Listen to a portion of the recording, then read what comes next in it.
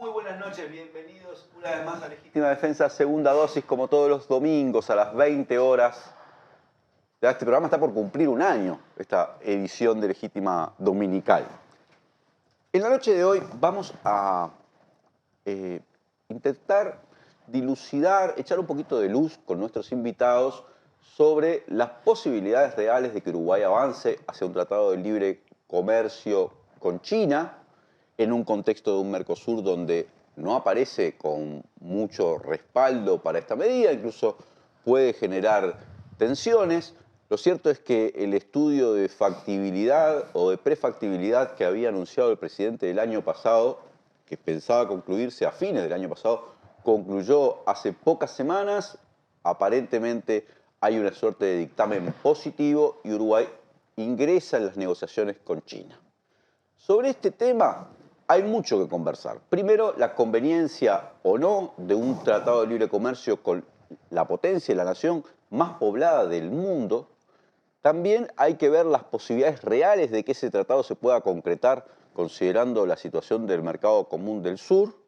Y en definitiva, hay que estudiar si eso le puede convenir al Uruguay o lo puede llevar a una primarización demasiado grande, puede terminar, como dice la intendenta Carolina Cose, siendo un desastre para el sector industrial de nuestro país.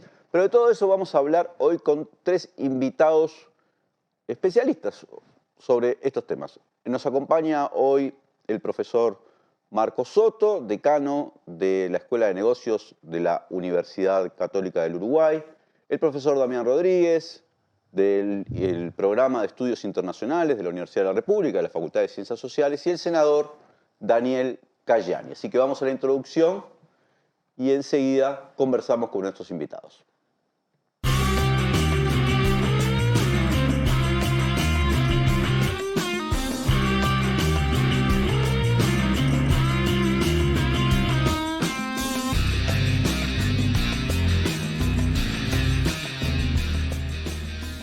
Volvemos con Legítima Defensa, segunda dosis. Si nos estás mirando por el canal de YouTube de Caras y Caretas TV, no te olvides de suscribirte al canal, podés poner me gusta, podés hacer los comentarios que desees, podés hacer también comentarios en la fanpage de Facebook o compartir en tu perfil. Nos podés estar mirando por la página web de Caras y Caretas, en carasycaretas.com.uy, donde hay una pestañita que dice hacerse socio o socios, que te permite asociarte a la comunidad de Caras y Caretas y con un módico aporte estar ayudando a financiar estos proyectos. Saludamos también a los que nos ven por las pantallas de Cardinal TV en los cable operadores de la Cámara Uruguaya de Televisión para Abonados en más de 100 localidades del interior del país.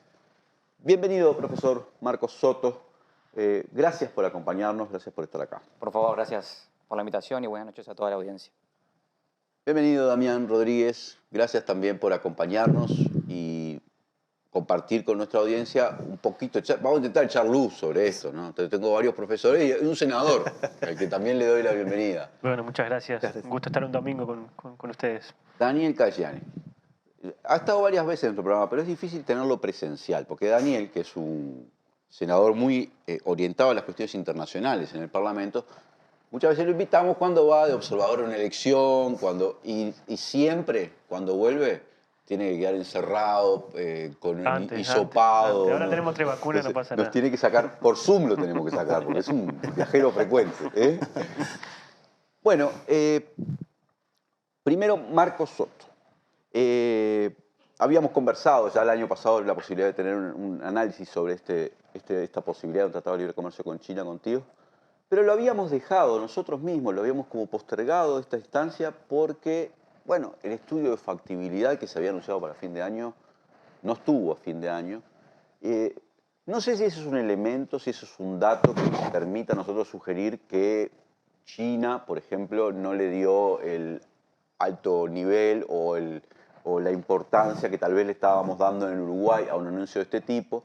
Después hubo algunas declaraciones de parte de jerarcas del gobierno diciendo o aludiendo, o por lo menos trascendido, de que la guerra con Ucrania había pasado a un tercer plano esto para el gobierno chino, o si era de esperar que un estudio de factibilidad se extendiera, se prorrogara. En fin, ¿estamos en los tiempos habituales o en los tiempos razonables para ir dando este proceso? Yo creo que, bueno, haciendo referencia al nombre del programa, segunda dosis, yo creo que estamos con sobredosis ya del tema del TLC con China, ¿no? Es un tema que viene estando sobre la mesa hace muchísimo tiempo y en particular con lo que tiene que ver con el famoso estudio de factibilidad o prefactibilidad.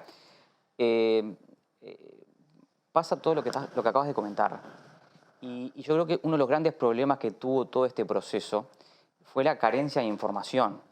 Y cuando no hay información pública, no hay información oficial, se empiezan a tejer historias, se empiezan a tejer supuestos. Entonces, cuando quienes analizamos estos temas, al menos en mi caso trato de restringirme muchísimo a la información oficial y esta ha sido realmente muy escasa. Y esto yo creo que ha sido una pérdida de oportunidades. ¿Por qué digo esto? Porque yo creo que en base a la información se pueden construir cosas, consensos necesarios. Un potencial tratado de libre comercio con China tiene que pasar por el Parlamento. Entonces, de mínima precisamos un consenso formal. Pero aparte en Uruguay, que tiene aceitados mecanismos de democracia directa, precisás consensos sociales, precisás consensos a nivel de las organizaciones, a nivel de sindicatos, a nivel de cámaras empresariales. Pero lo que sí, a lo que voy es que este proceso deberíamos aprovechar este tiempo, o se debió aprovechar esta ventana de tiempo para el diálogo, para la construcción de ese consenso necesario. Sin embargo, creo que se optó por lo contrario, por una información muy cerrada. De hecho, el propio estudio de factibilidad, tenemos una gran conclusión, pero no más que eso. Aunque podemos imaginarnos cuáles son aquellos sectores que se van a ver beneficiados o potencialmente beneficiados de un tratado y cuáles pueden ser aquellos sectores en los cuales puedan verse dañados o postergados. Pero bueno, hubiera estado muy bueno que haya una apertura mayor de información en ese proceso, y no la hubo. De modo que ahí creo que hay una debilidad en todo este proceso que es esto, la búsqueda de consensos necesarios hacia la interna, hacia lo que tiene que ver las fuerzas políticas, el Parlamento y también en general, ¿no? Fíjate una cosa, ¿qué hacen otros países? Otros países que han tenido políticas de inserción saludables, Nueva Zelanda, Australia, Canadá, Chile, abren espacios de consulta pública. En general son consultas públicas no vinculantes, pero son consultas donde abren espacios para que los distintos sectores de la comunidad opinen, den su punto de vista y escuchar a los diferentes actores. Yo creo que es un elemento fundamental en esto para ir todos juntos, porque que precisamos más apertura, creo que hay un mínimo de consenso, pero ahora yo más que el qué creo que es el cómo vamos a avanzar. De modo que más allá de tejer hipótesis de lo que pasó con ese estudio de prefactibilidad y si fue China y no fue China que lo enlenteció, si fue la guerra de Ucrania, más que todo eso que no lo sabemos, creo que se perdió un tiempo rico en diálogo interno, que va a ser necesario de acá en más. Bienvenido, como ya te había dicho, senador Daniel Cayani. Daniel, el contador Astori, exministro de Economía y probablemente el arquitecto del modelo económico que impulsó, él no le gusta hablar de modelos, ¿no? Pero de la política económica de la izquierda durante los 15 años que gobernó la izquierda, hizo declaraciones muy duras en las últimas horas en relación con este tratado de libre comercio, este conjetural tratado de libre comercio. Dijo, entre otras cosas, no conocemos los términos del estudio de factibilidad, si esto se hace sin el apoyo de Argentina y Brasil es un desastre. No creo que China avance, dijo, porque Argentina y Brasil no van a llevarlo.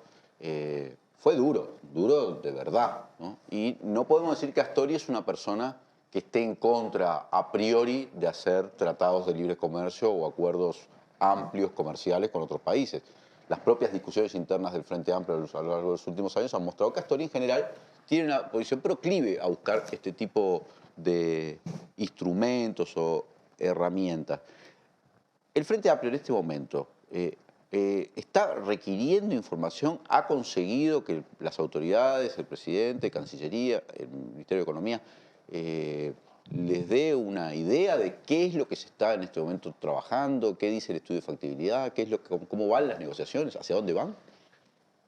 Bueno, primero que nada, para mí es un gusto estar acá con Marco y con Damián. En realidad no tenemos ninguna información más de lo que ha trascendido públicamente y de lo que hemos obtenido a través de las convocatorias que hemos hecho permanentemente, sobre todo al canciller de la República, a partir de que se dio el anuncio en septiembre del año pasado al presidente de la República.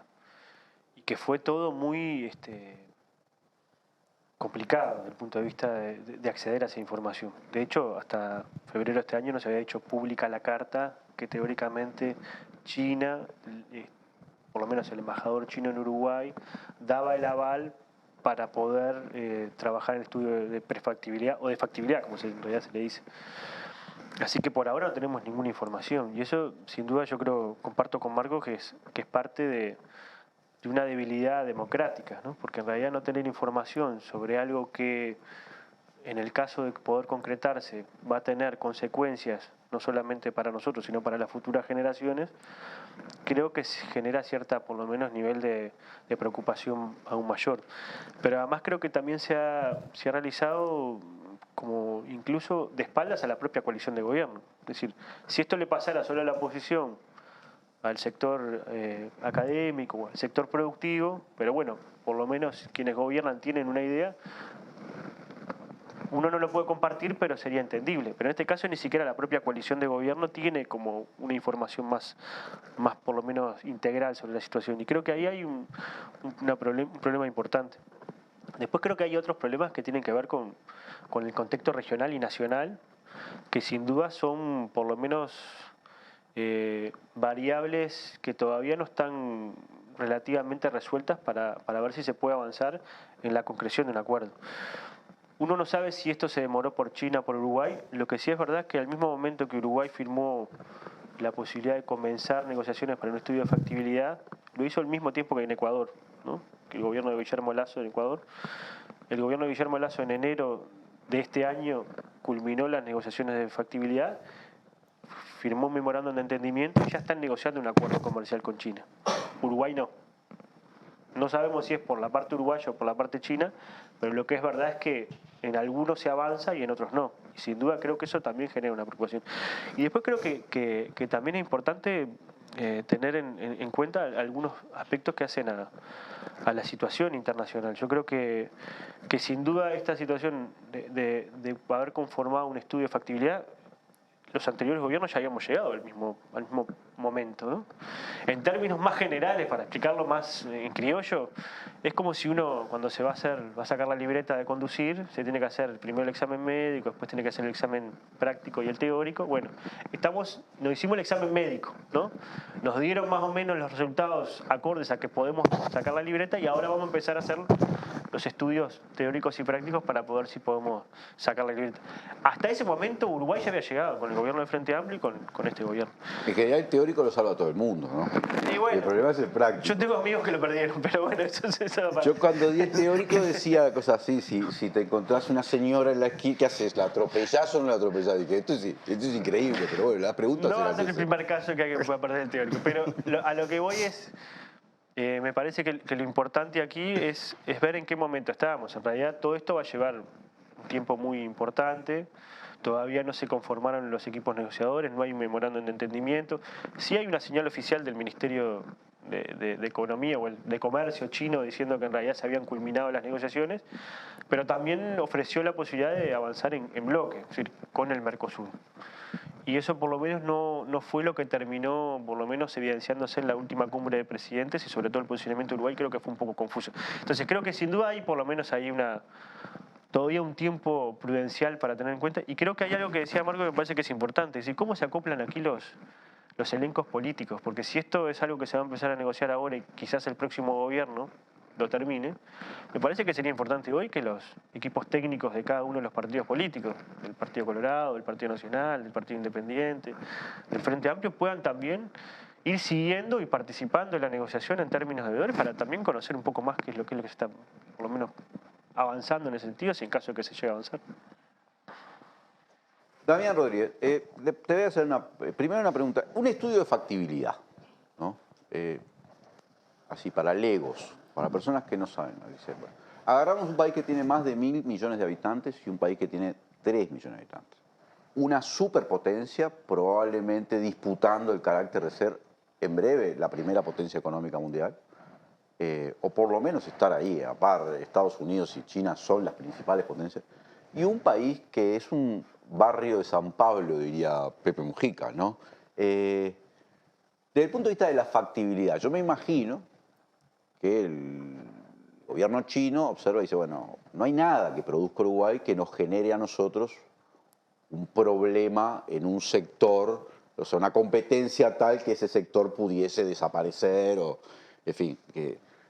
Ahora, en Uruguay no es lo mismo, ¿no? Cualquier cosa que no sea lo agroexportador, me imagino que corre riesgo ante una producción china que es infinitamente más grande y además probablemente y mucho más barata. ¿Qué significa la factibilidad? ¿Dónde hay que concentrarse? El negociador uruguayo, ¿qué es lo que está mirando cuando hace un estudio de factibilidad? Bien, primero que nada, buenas noches a todos y todas. Muchas gracias por la invitación y también, como decía Daniel, un placer compartir panel con Marcos y con Daniel, contigo. Vayamos primero a quizás retomando un poco lo que dice Daniel de hablar en criollo. Básicamente un estudio de prefactibilidad lo que hace es como evaluar, es como una especie de evaluación de impacto de un posible contrato. Es un contrato lo que se firmaría entre dos países, como vos dijiste, uno un barrio de San Pablo y el otro una potencia, donde hay un concepto que acá es clave y es la simetría, ¿no?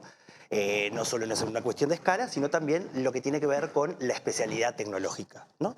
Y cuando hablamos de especialidad tecnológica, vayamos a un concepto previo que es el de las ventajas comparativas que tiene cada país para ofrecer en una discusión sobre estos temas.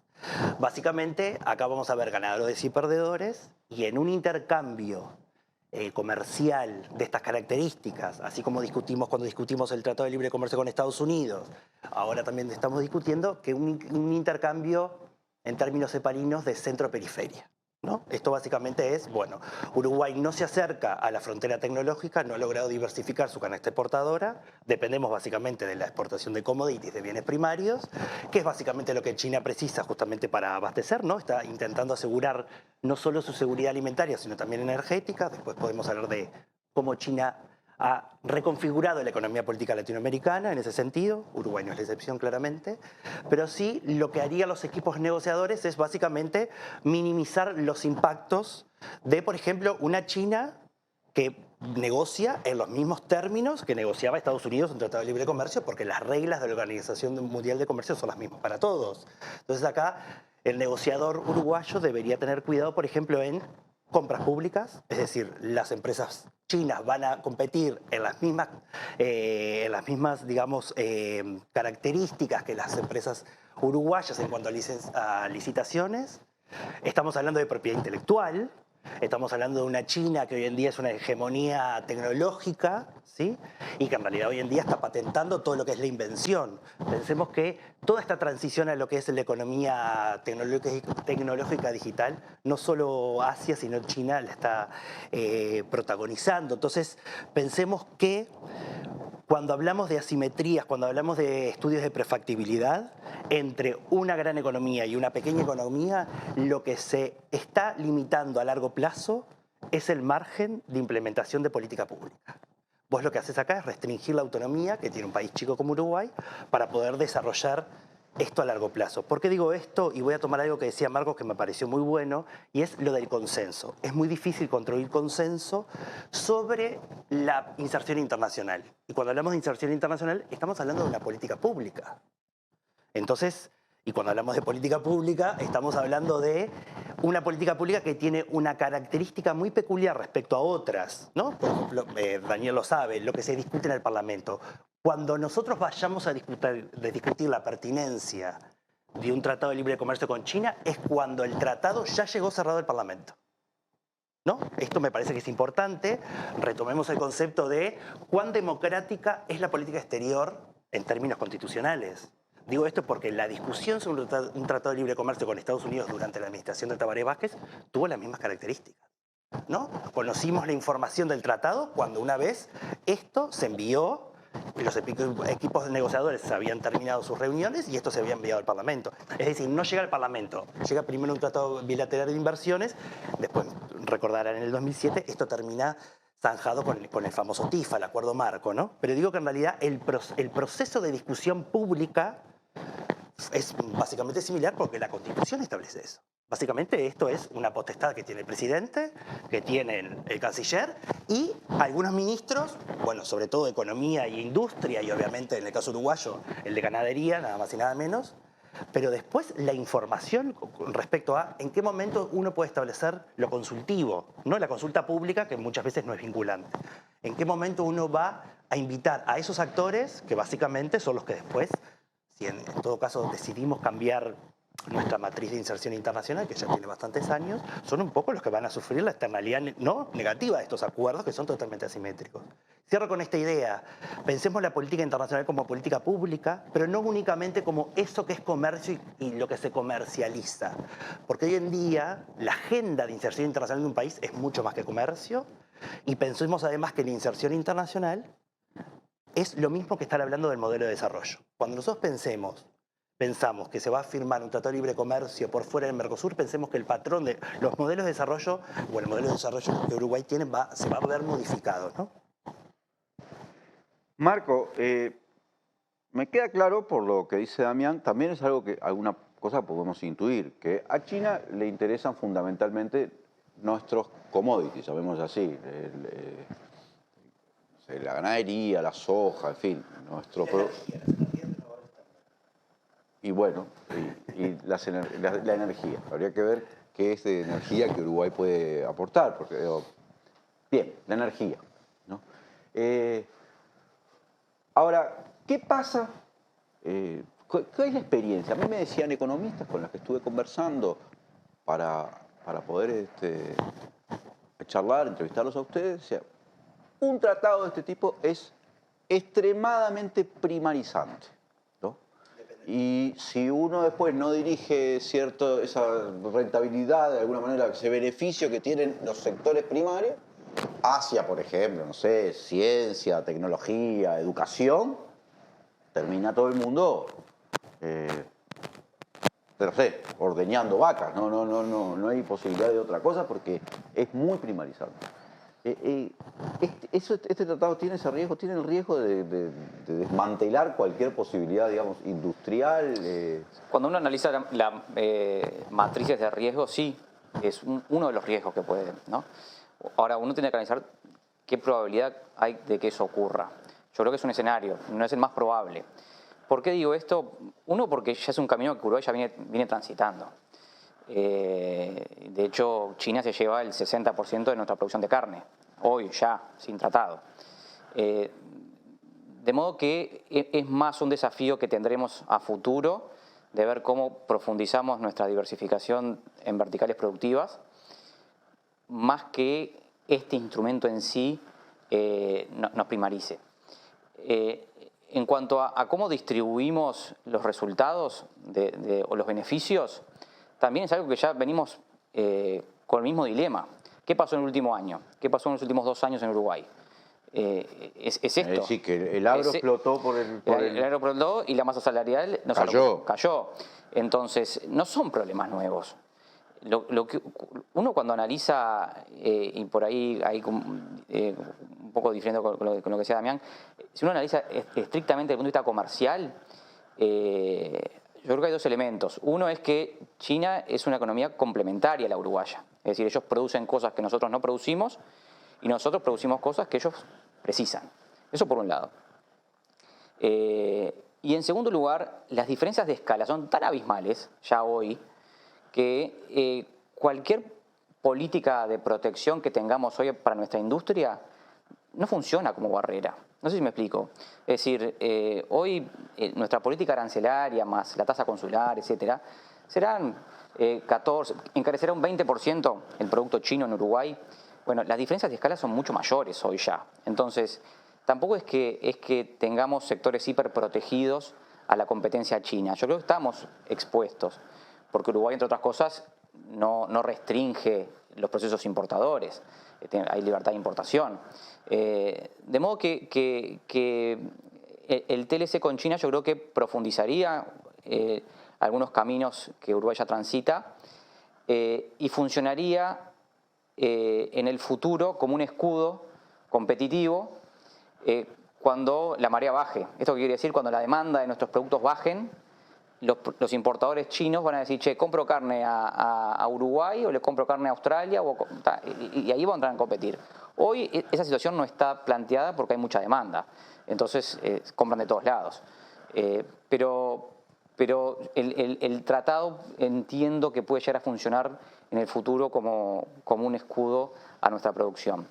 Esto siempre pensando, y de vuelta, creo que Uruguay tiene un gran desafío, que es cómo continuamos nuestra diversificación. Y muchas veces la discusión de la inserción internacional, como decía Damián, está centrada en el intercambio de bienes, que para mí es una discusión hiperarcaica y muy del pasado, ¿no? Hoy la creación de valor está más en el conocimiento y más cómo logramos capitalizar nuestra capacitación y nuestro conocimiento hacia el exterior, y no tanto si producimos carne o soja, que está bien, hay que producirlo porque tenemos condiciones naturales para hacerlo, pero no está allí la gran creación de valor hoy en el mundo. Las economías crean valor en otro lado, en la propiedad intelectual, en la investigación, en el desarrollo, en la innovación, en la tecnología. Es allí donde se crea, en el mundo de los servicios. Y el mundo de los servicios no está en la agenda, es increíble. Y para eso no precisamos el Mercosur, porque el Mercosur está restringido a todo lo que es tema de intercambio de bienes y arancelario. Tenemos toda una economía que se ha llamado la economía del conocimiento, que a Uruguay le está yendo bien, que viene transitando con éxito y con penetración internacional. Fíjense una cosa, que los mercados para esa producción uruguaya difieren sustancialmente de lo que es los mercados de bienes. Hoy nuestro principal mercado de servicios no tradicionales es Estados Unidos, es Inglaterra. Servicios no tradicionales es lo que no es turismo y transporte. Entonces tenemos otra inserción diferente, una inserción alternativa, basada en esto, en la economía del conocimiento y en la economía del futuro. Me colgué a hablar y no me acuerdo en dónde iba la pregunta, pero igual lo vamos a seguir en el próximo bloque, porque tenemos que ir a un corte y enseguida volvemos con más Legítima Defensa, segunda dosis.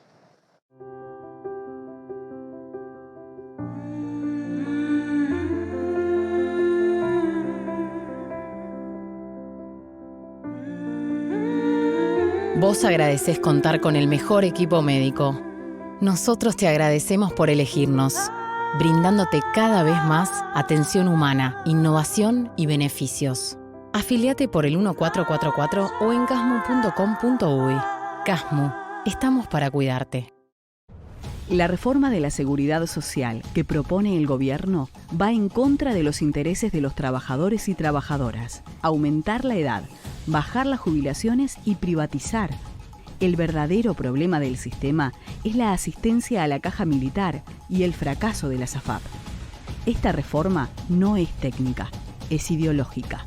Trabajadores y trabajadoras del Estado en defensa de tus derechos y del trabajo, decimos no a esta reforma. A veces estamos muy en la chiquita. Y si no, mira. Sí, ponele choclo, picles, ¿te gustan? Dale, ponele todo. Total es gratis. Estamos tan en la chiquita que barremos cualquier tipo de límite. ¡Epa! ¡Qué boquita! Pero, aunque parezca que hasta los más chiquitos están en la chiquita, solo parece. Tomá, pateala, campeón. Porque los uruguayos somos grandes. De corazón, no estés en la chiquita. Pensá en macro. Cuanto más compras, menos pagás. Macromercado es negocio.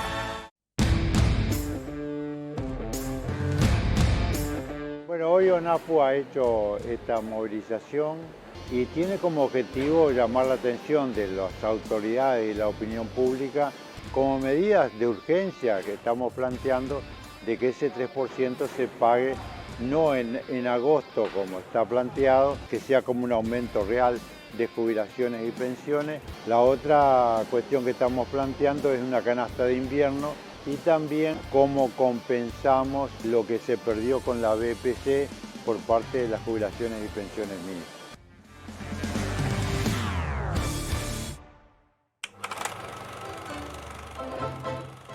Soy suscriptor de Carce Careta porque necesito periodismo comprometido, independiente. Te pido que en lo posible te hagas suscriptor, porque hay que luchar contra el blindaje periodístico que existe en nuestro país y que termina pulverizando la libertad de prensa. Gracias y hasta siempre.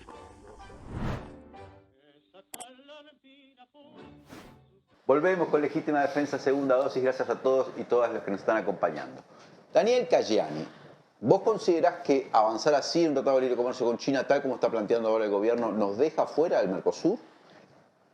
¿Contraviene la normativa del Mercosur? El gobierno dice que no, porque no fue ratificado en los parlamentos, pero todo el resto parece que dice que sí.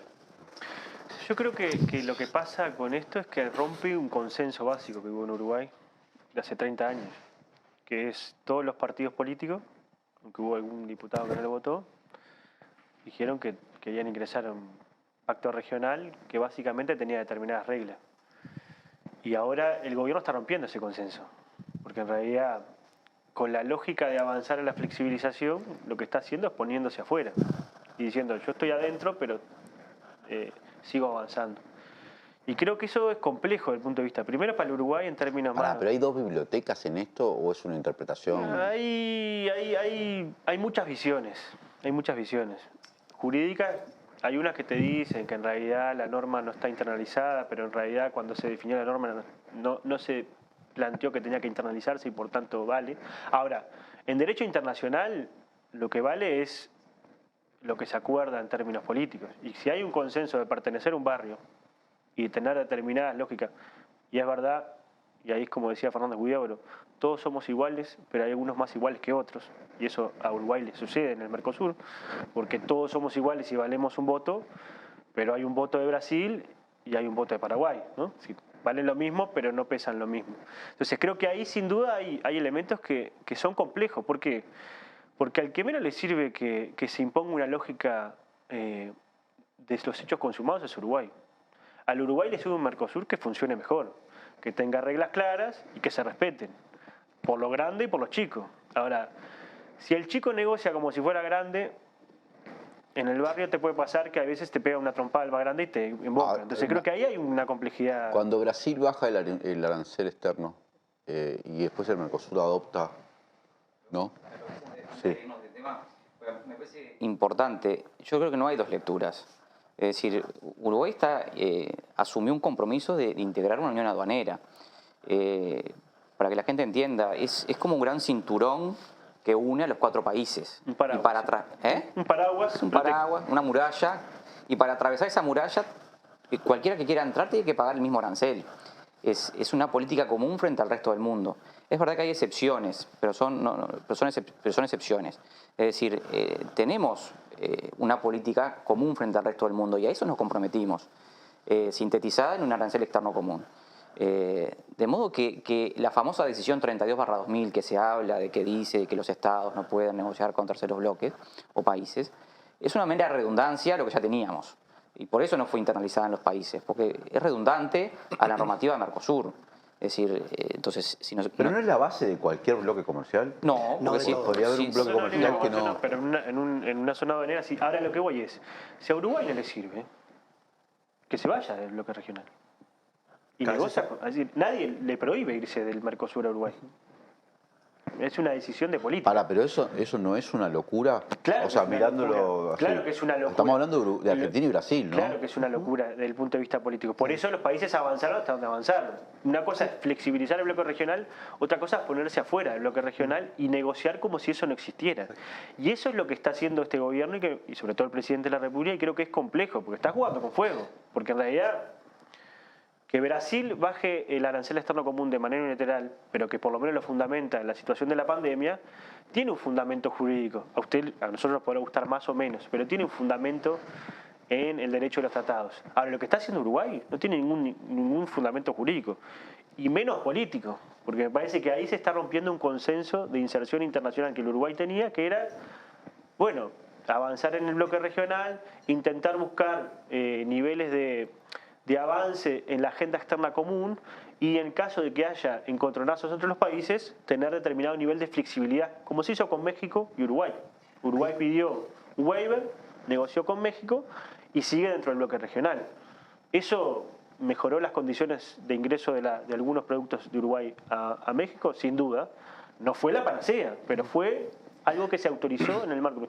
Esto es lo que está haciendo el gobierno, es totalmente contrario a esto. Está diciendo, yo avanzo y me importa muy poco lo que dicen ustedes.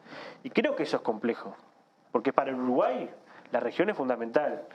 Y perder preferencias arancelarias que hoy tenemos, por ejemplo para el sector lácteo, del ingreso de los productos a Brasil, es muy importante, porque pagamos arancel cero. Eso no lo tenemos en ningún otro lugar. Entonces, intentar abrir puertas y cerrar estas que tenemos, me parece que es una locura desde el punto de vista político y sobre todo de la inserción internacional del Uruguay. Otra cosa es hacerlo en conjunto, a diferentes velocidades. Pero esto es romper el consenso que tenía el Uruguay en estos 30 años. Pero, sí, decime. Sí, no, antes de irnos de este tema que... No me quiero ir del tema. Quería ver una decisión que había tomado Brasil, si no había sido una decisión tipo libretazo y después la adoptamos todo.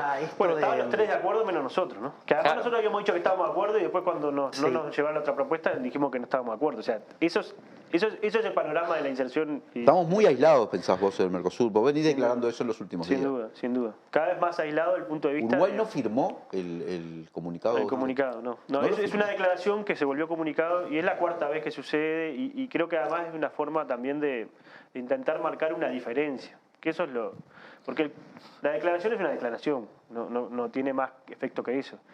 Pero no querer firmar una declaración porque no te incluyen algo, me parece que también es una forma de meterse, de ir colocándose afuera y haciendo que en realidad en otro caso te echen y no te vayas vos. Entonces me parece que ahí es más complejo, ¿no? Sí, yo ahí tengo como un matiz. Yo no sé si Uruguay está aislado. Yo entiendo perfectamente que el presidente es el máximo representante en una cumbre, pero bueno, creo que presidencialmente estamos aislados, ¿no?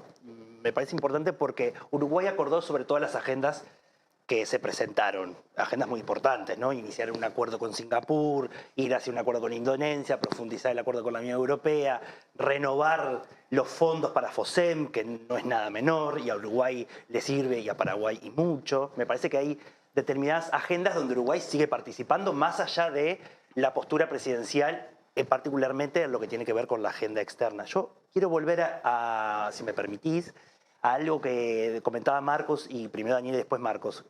Creo que tiene que ver con, tenemos que sacar la discusión de la 3200. Me parece que la discusión no está ahí. Creo que la discusión es ir a los tratados fundacionales, que es el Tratado de Asunción del año 91. Artículo 1. El artículo 1 del Tratado de Asunción lo que dice es, el mercado común del sur implica dos cosas, intergubernamentalidad y política exterior y política comercial común, que entre ellos se conforma una unión aduanera. Esto fue ratificado por los parlamentos. Esto es una norma que se envía y se ratifica. Y 4 años después, cuando nos sentamos a negociar el arancel externo común, se vuelve a ratificar lo que se dijo en el año 91. Como decía Marcos, obviamente que esto es, como le dicen en la literatura económica, una unión aduanera con imperfecciones, porque tenemos que pensar de que nosotros cuando hablamos de integración regional estamos hablando de estados, pero también de empresas y de sectores productivos. Y este marco de protección que nosotros tenemos ante el mundo es porque hubo mucho lobby, sobre todo en las grandes terminales automotrices, que son de capital transnacional. Digo esto porque también es interesante ver, porque cuando nosotros planteamos una flexibilidad, una modernización, un sinceramiento, estamos hablando de sectores productivos que van a empezar a pugnar por intereses y rentabilidad, ¿no? Veamos lo que pasa cada vez que hay un planteo libre comercio, quién se beneficiaría, quiénes son los ganadores y perdedores. No me quiero ir en ese tema, pero me parece importante sí que pensemos también en las complejidades detrás de la definición de lo que significaría la flexibilización, ¿no? Marco, ese precio a pagar, en el caso de que realmente que estemos quedando de seguir con este camino fuera de los consensos o las normativas o del artículo 1, digamos, del Mercosur. El precio a pagar, quedarse fuera del Mercosur, ¿es un precio que puede ser razonable en un marco dependiendo de qué acuerdo hagas con China o es siempre inconveniente? Nuevamente cito a Astori porque lo leí y decía, eso es un desastre. Pero, no sé... Habría que distinguir varios puntos. Uno, lo que decía Damián hace un ratito, de si estamos en temas estrictamente comerciales. ¿Puede estar en temas estrictamente comerciales con Argentina? Hay caminos alternativos en el medio. Es decir, porque acá queda como la sensación de que Uruguay está bajo la tiranía de Argentina y de Brasil y que no nos dejan hacer cosas y que... No, es como decía Daniel, es decir, nosotros estamos aceptamos integrar este bloque. Y si en algún momento esto dejó de ser confortable para Uruguay, hay caminos alternativos que nos separan o nos dejan fuera del bloque Unión Aduanera, pero hay caminos como Chile tiene hoy, por ejemplo, con el Mercosur, como Estado asociado, donde tiene una zona de libre comercio con los países del bloque y sus productos entran sin aranceles a nuestros mercados. Hay caminos alternativos, pero esos caminos se construyen con diálogo, no pegando portazos, no firmando declaraciones. Son caminos negociados. Y para negociar tenés que tener diálogo, buen vínculo. Y lo que vos planteabas no son cuestiones excluyentes, no es Mercosur o China. Yo creo que después de China, por ahí lo que nos está pasando con Mercosur es que estamos teniendo un gran costo de oportunidad, porque después de China podrán venir tantísimos países con los cuales Uruguay tenga complementariedad productiva y seguir insertándonos en el mundo. Además de otros potenciales beneficios como puede ser mayores flujos de inversión, etcétera, que en general este tipo de vínculos al profundizarlos trae. De modo que yo creo que si planteas si es un costo muy elevado, yo creo que hay caminos alternativos para minimizar ese costo, si fuéramos por un camino de empezar a entender qué Mercosur estamos construyendo. Y un camino alternativo sería ¿no? Bueno, mantener una zona libre de comercio con estos países, con Argentina, con Brasil, con Paraguay, asegurarnos el mercado de lácteos, etcétera, y Uruguay poder negociar con otros países a nivel mundial. Eso es estrictamente comercial. Ahora, si el análisis va hacia una visión más de integración regional, donde se incluyen otro tipo de elementos como infraestructura, como cultura, como intercambio y cruce de personas, de familias, en fin.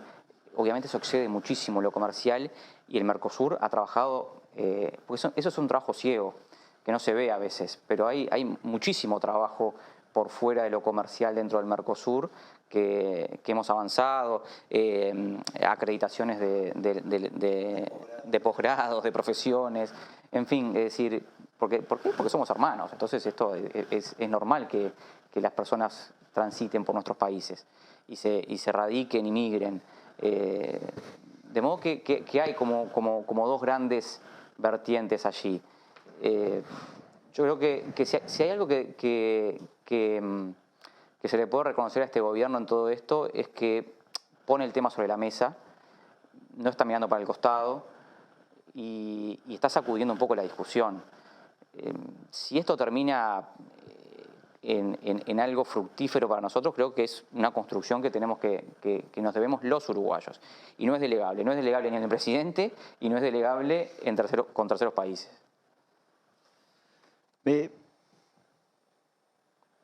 Dicen algunos políticos, algunos analistas, que en realidad China nunca avanzaría si Brasil y Argentina realmente se ponen y dicen no. O sea, porque ¿no? Tienen ciertas alianzas estratégicas con el caso de Argentina, integra los BRICS con Brasil y además no es imposible desconocer que Brasil es un país con más de 200 millones de habitantes y una potencia dentro de Sudamérica, claramente, Y Argentina, además de las alianzas estratégicas, tiene un montón de población china trabajando, ¿no? Es una realidad, ¿no?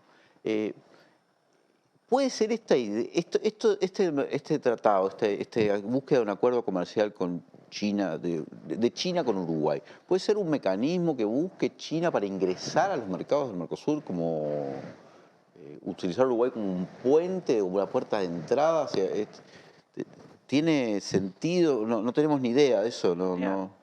Hoy China...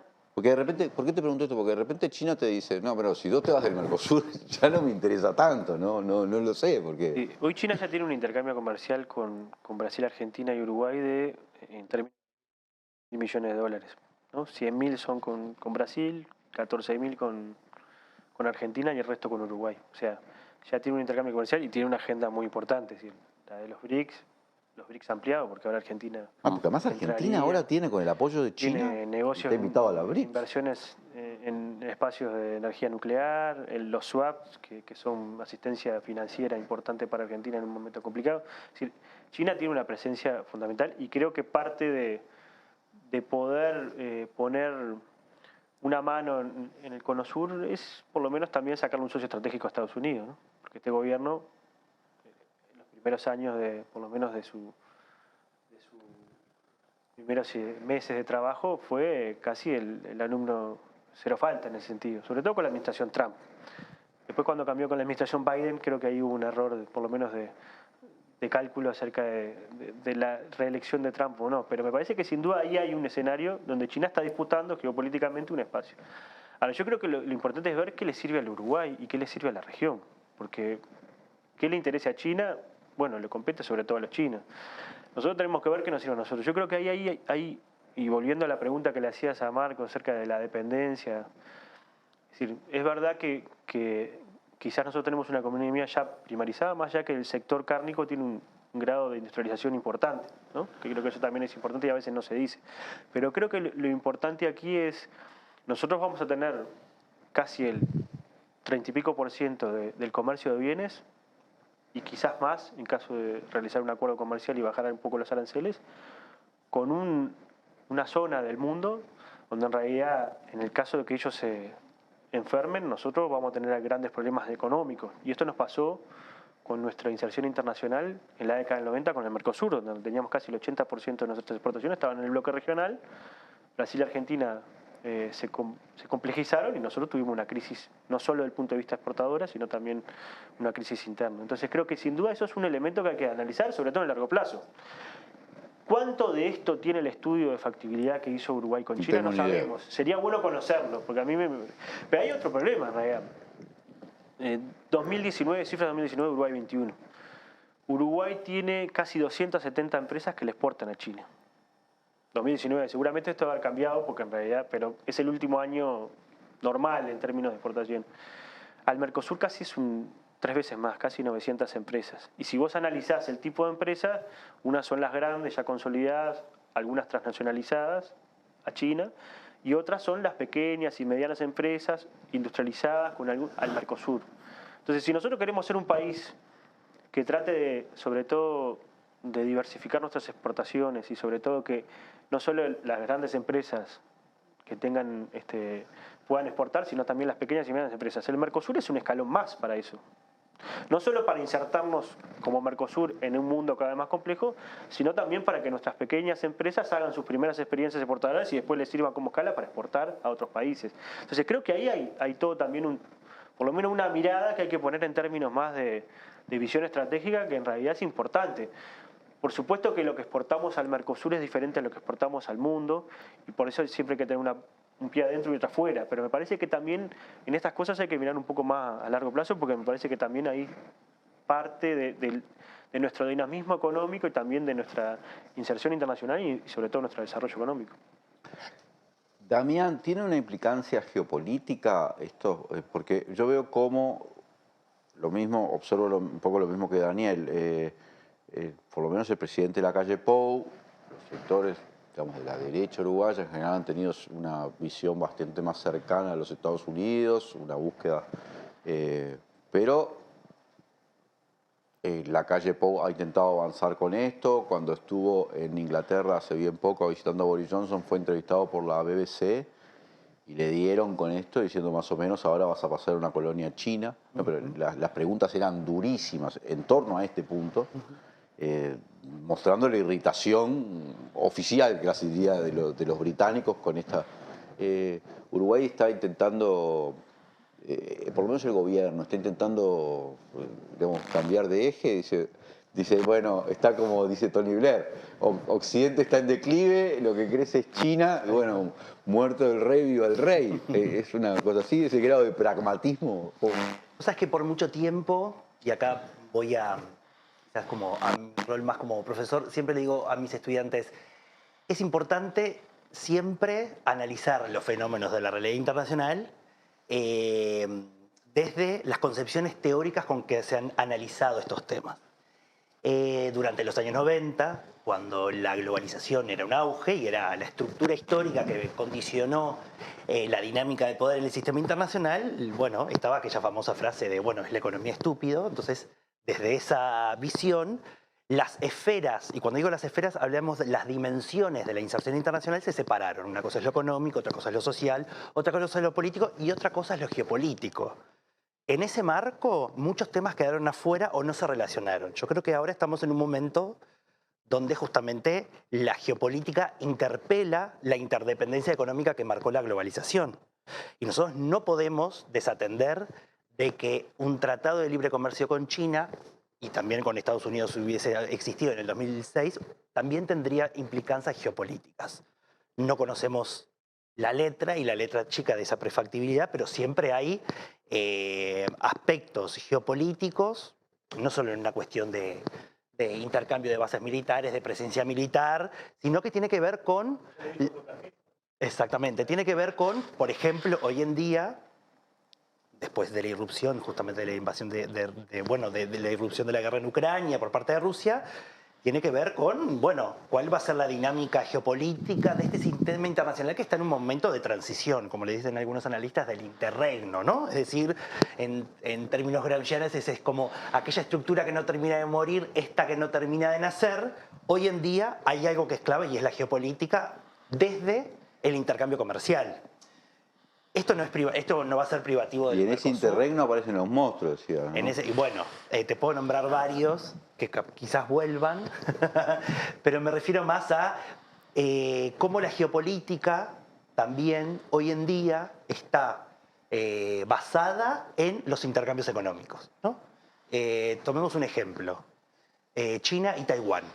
Y relacionemos esto con las relaciones diplomáticas que tiene Paraguay y China, y por eso políticamente nosotros no podemos firmar un acuerdo como bloque. Hoy Taiwán es el país chiquito que está, ¿no? La otra China, que es el que produce los microchips con los nanómetros, con la velocidad de la electricidad más alta del mundo.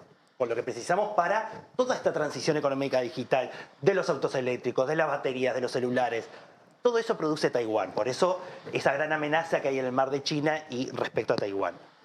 Esto ahí también hay que poder mirarlo respecto a las posiciones que tomaríamos en ese sentido, pero también, por ejemplo, lo que tiene que ver con seguridad energética y alimentaria, que eso también hoy en día se está manejando como un instrumento de geopolítica. Entonces, me parece que ya no podemos disociar esas dimensiones de la política internacional y esto claramente va a tener un peso significativo. Pensemos que en esta cumbre el presidente de Ucrania quiso hacer alocución y no lo dejaron, ¿no? Eso es una respuesta, quiera o no, es una respuesta geopolítica de un bloque que estaba discutiendo, bueno, política comercial, ¿no? Yo creo que ya hace mucho la geopolítica volvió a estar en la agenda de los estudios internacionales y ya hoy nada es estrictamente comercial, ¿no?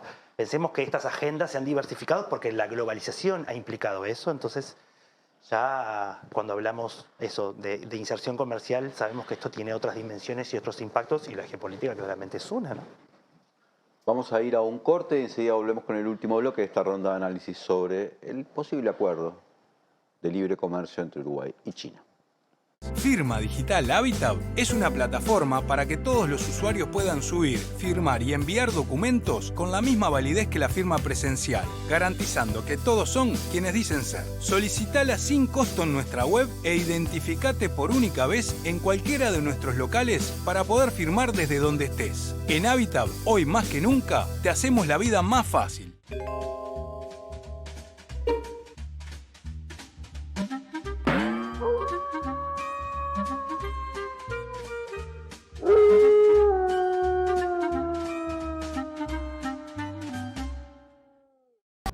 La reforma de la seguridad social que propone el gobierno va en contra de los intereses de los trabajadores y trabajadoras. Aumentar la edad, bajar las jubilaciones y privatizar. El verdadero problema del sistema es la asistencia a la caja militar y el fracaso de la SAFAP. Esta reforma no es técnica, es ideológica. Trabajadores y trabajadoras del Estado en defensa de tus derechos y del trabajo, decimos no a esta reforma.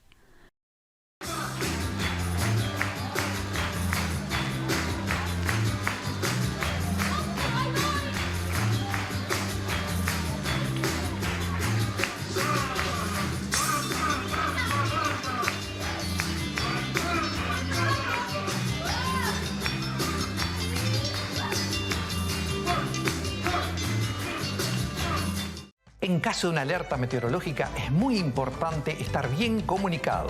Por eso ahora en Canelones creamos un número gratuito, 0800 20 22, para que puedas hablar con la Intendencia aunque no tengas saldo. Así de fácil y sin costo. En caso de emergencia por una alerta, ejemplo meteorológica, podés llamar gratis al 0800 20 22. Volvemos con Legítima Defensa, segunda dosis. No te olvides de suscribirte al canal si nos estás mirando por YouTube. Y, por cierto, puedes hacer los comentarios que desees. Profesor Soto, en las tecnologías, porque yo sé que, creo que se usa ese término de los tratados de libre comercio de primera generación, segunda generación, van evolucionando. Una de las discusiones es, bueno, hacemos listas positivas, listas negativas. Supongamos que estamos ya en el marco de una negociación de un tratado de libre comercio, se despejan todos esos nubarrones y dice, bueno, ahora sí, estamos negociando. Uruguay, ¿cómo debe negociar esto? Debe decir, no, voy a proteger las compras públicas, voy a proteger las empresas del Estado, voy a proteger la educación pública, no voy a permitir que se me metan universidades de chinas acá, voy a proteger la propiedad intelectual. O debe decir, y después negocio todo, o debe decir, no, vamos a hacer un tratado sobre estos X cantidad de ítems, todo el resto está todo fuera. ¿Cómo no, se hay que negociar? Me inclino más por la primera. Por listas negativas. Por listas negativas. Da un nivel de protección mayor, si se quiere, para reservarnos algunos temas. Y eso por un lado. Y después por el otro, también recordar que sobre aquellos sectores más económicos que veamos riesgos de daño, está la posibilidad de protegerlos, está la posibilidad de no desgravarlos, y en otros está la posibilidad de irlos desgravando en el tiempo. Es decir, en el marco de la OMC hay un periodo razonable de ventana de 10 años, es decir, uno podría en este tipo de tratados ir desgravando de a poco, de forma de que los sectores hipotéticamente más dañados puedan reconvertirse o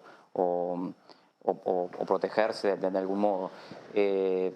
Por eso, y esto es un poco para moderar expectativas y moderar riesgos, un tratado de estas características no va a cambiar de la noche a la mañana nada. Es decir, o no debería cambiarnos nada de la noche a la mañana, si está bien negociado. Son procesos que llevan su tiempo. Llevan su tiempo de construcción, llevan su tiempo de protección y llevan su tiempo de reconversión. Además, hay que tomar en cuenta también que este tipo de tratados son de ida y vuelta. ¿Qué quiero decir con esto? Que muchas veces vemos, o en la agenda pública está el dato del beneficio de cuántos aranceles la producción uruguaya va a dejar de pagar en China, etcétera. Y hay estimaciones que hablan del entorno de los 300 millones de dólares por año. Bueno, cuando Uruguay acuerda, también deja de cobrar aranceles. Es decir, hay una renuncia fiscal asociada a este tipo de tratados. Yo tengo estimaciones que están en el entorno de los 600 millones de dólares que Uruguay potencialmente podría dejar de recaudar entre aranceles y tasa consular, que funciona como un arancel en la práctica. De modo que cualquier tratado que Uruguay intente realizar debería tener un fundamento atrás económico que diga, bueno, el Estado va a renunciar a una recaudación muy importante y que la mayor actividad potencial de ese tratado va de algún modo compensar esta baja. Perdóname. Dale. ¿Esto no es una forma de subsidios o sectores? Porque, por otra parte, ese tratado le conviene al Uruguay, pero cuando le conviene al Uruguay le conviene al sector, a las empresas, al sector que exporta, me refiero. Sí, bueno. Algo que le vas a hacer algún tipo de gravamen, de recaudar, porque si no el Estado no se sé. supone, en la teoría, ¿cuál sería la teoría?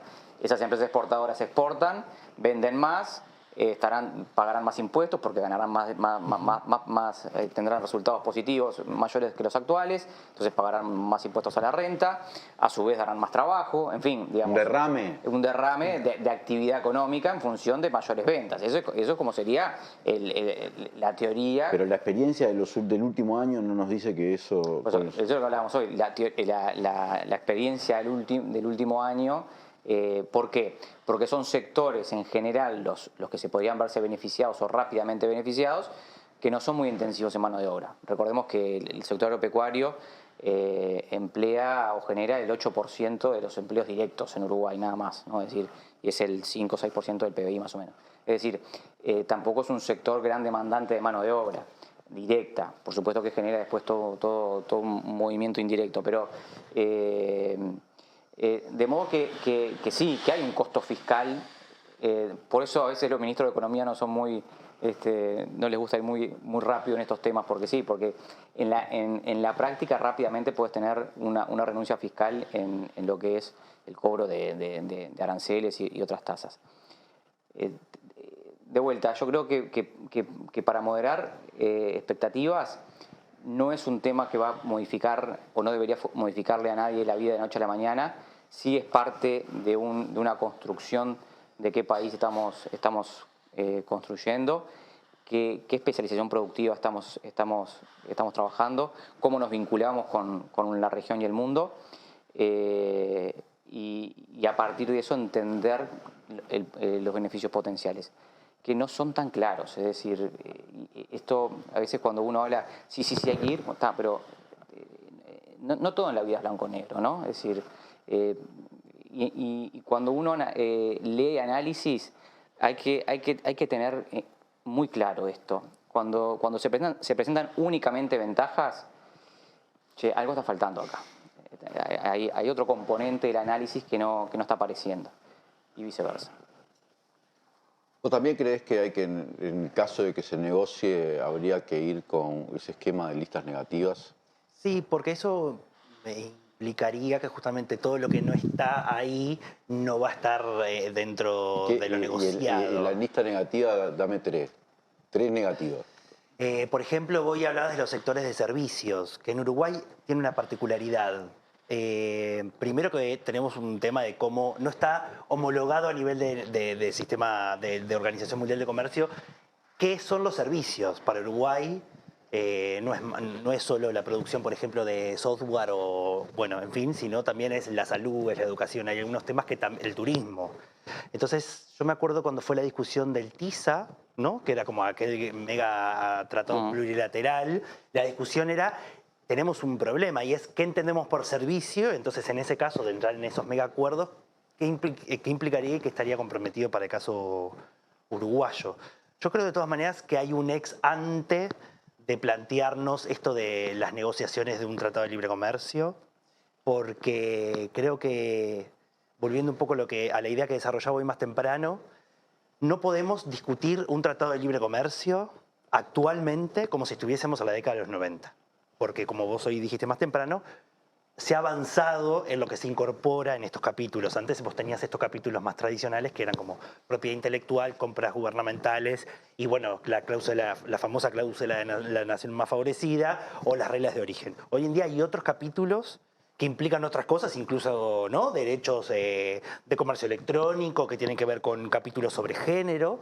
Y yo me parece que hay algo también fundamental que justamente el sistema multilateral está mirando con mucha atención porque es un tema que nos compete a todos y todas, que tiene que ver con lo ambiental, los impactos medioambientales que tienen estos megatratados y que la región me parece que no puede como obviar respecto a eso. Entonces creo que si vamos a hablar de listas negativas, deberíamos poder incluir aquellas políticas que atentarían contra una reprimarización del modelo productivo y aquello que profundice un modelo extractivista, que es un poco la discusión que hay, ¿no? Yo creo que una de estas dimensiones que nombraba más temprano de la inserción internacional, que es algo bastante nuevo, pero que acelera muchísimo, tiene que ver con los impactos medioambientales o como algunos le llaman, lo de la justicia medioambiental, ¿no? Yo creo que una de las grandes deficiencias que tiene este modelo de acumulación de capital ha sido justamente la externalidad sobre el medio ambiente y yo creo que hoy en día el calentamiento global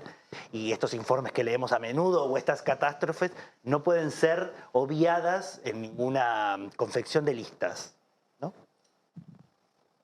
Daniel, creo que la última discusión que hubo siendo gobierno del Frente Amplio sobre un tratado de libre comercio, me acuerdo que llegó hasta el plenario nacional del Frente Amplio la discusión justamente, ¿no? Porque había posiciones encontradas sobre, no me acuerdo si era con Chile, con quién era el tratado, pero con Chile. Sí, sobre el diseño, la estrategia de negociación. El tratado que había llegado era como una lista explícita, no era justamente...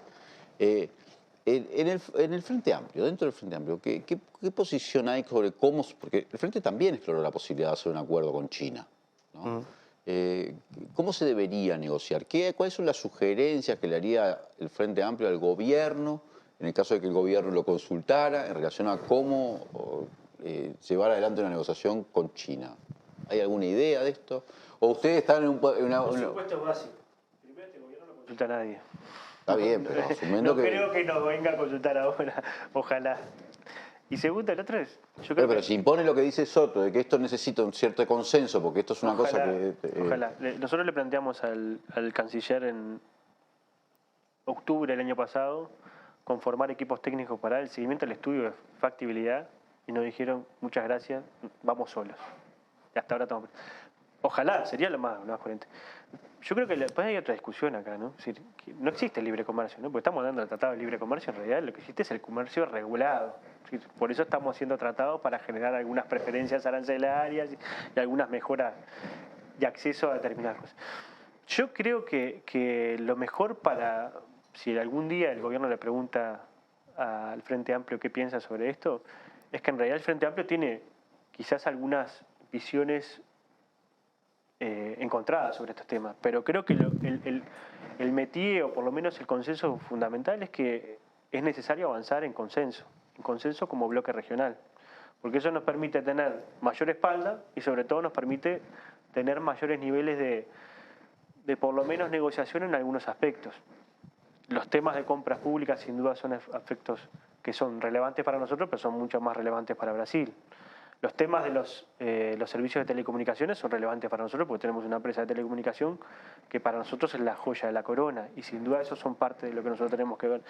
Nosotros tenemos intereses ofensivos con respecto a los temas agropecuarios, sobre todo el tema del sector cárnico. Ahora, y yendo a una cosa más concreta, todo esto que nosotros estamos haciendo, y Marcos lo decía, acerca de cuáles son las ganancias y las pérdidas en un acuerdo comercial, en este caso bilateral, por ahora el acuerdo comercial entre el Mercosur y China es algo que está ahí pero no existe, en realidad tiene ganancias básicamente para el sector cárnico, ¿no?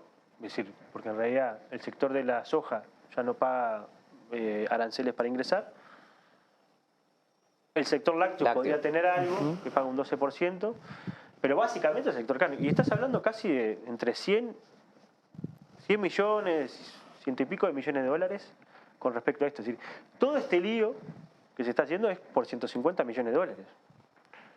que en realidad si nosotros tendríamos Con quizás 150 millones de dólares para las manos para el sector correctas. cárnico, para el sector cárnico, que no sabemos si lo va a destruir quizás al pobre productor rural que está de repente en el interior del país tratando de mejorar la producción cárnica. No, capaz que queda en el lugar donde generalmente queda. Y todo esto, ¿no es mejor de repente tener una agenda positiva de integración que nos permita mejorar algunas condiciones? Yo pongo este ejemplo muy concreto. El año pasado creo que la segunda empresa de exportación que tuvo Uruguay fue la UTE, la empresa pública UTE, que lo que hicimos fue exportamos energía. A partir de la transformación del mercado energético, a Uruguay, por suerte, tenemos excedente económico de energías y tenemos, a partir del Fondo de Convergencia Estructural, tenemos una interconexión energética con Brasil. Que la idea fundamental era para tratar de tener energía cuando nosotros teníamos sequía, porque cuando teníamos sequía teníamos que prender la central del Valle y ponerle los barriles de fuel oil, que salía muy caro. Hoy, por suerte, podemos exportar energía. Y eso es integración. Y es ganancia que quedó para el Uruguay, que le permitió al gobierno no subir tanto las tarifas de combustibles, por más que ya las ha subido bastante, y le permite también tener esas divisas para redistribuir en políticas públicas. Entonces me parece que el Uruguay tiene que tener sin duda una inserción internacional importante, pero también tiene que mejorar mucho los aspectos de la integración. No porque el Uruguay vaya a sacar pecho como gorrión de basurero y va a imponer condiciones para mejorar la integración, pero sí creo que le puede servir en materia de servicios logísticos, en materia de servicios turísticos, en materia de inversión extranjera directa, porque si uno en la ecuación pone todo eso arriba de la mesa, el Mercosur es nuestro principal socio comercial, mucho más que China, porque le aporta más divisas al Uruguay.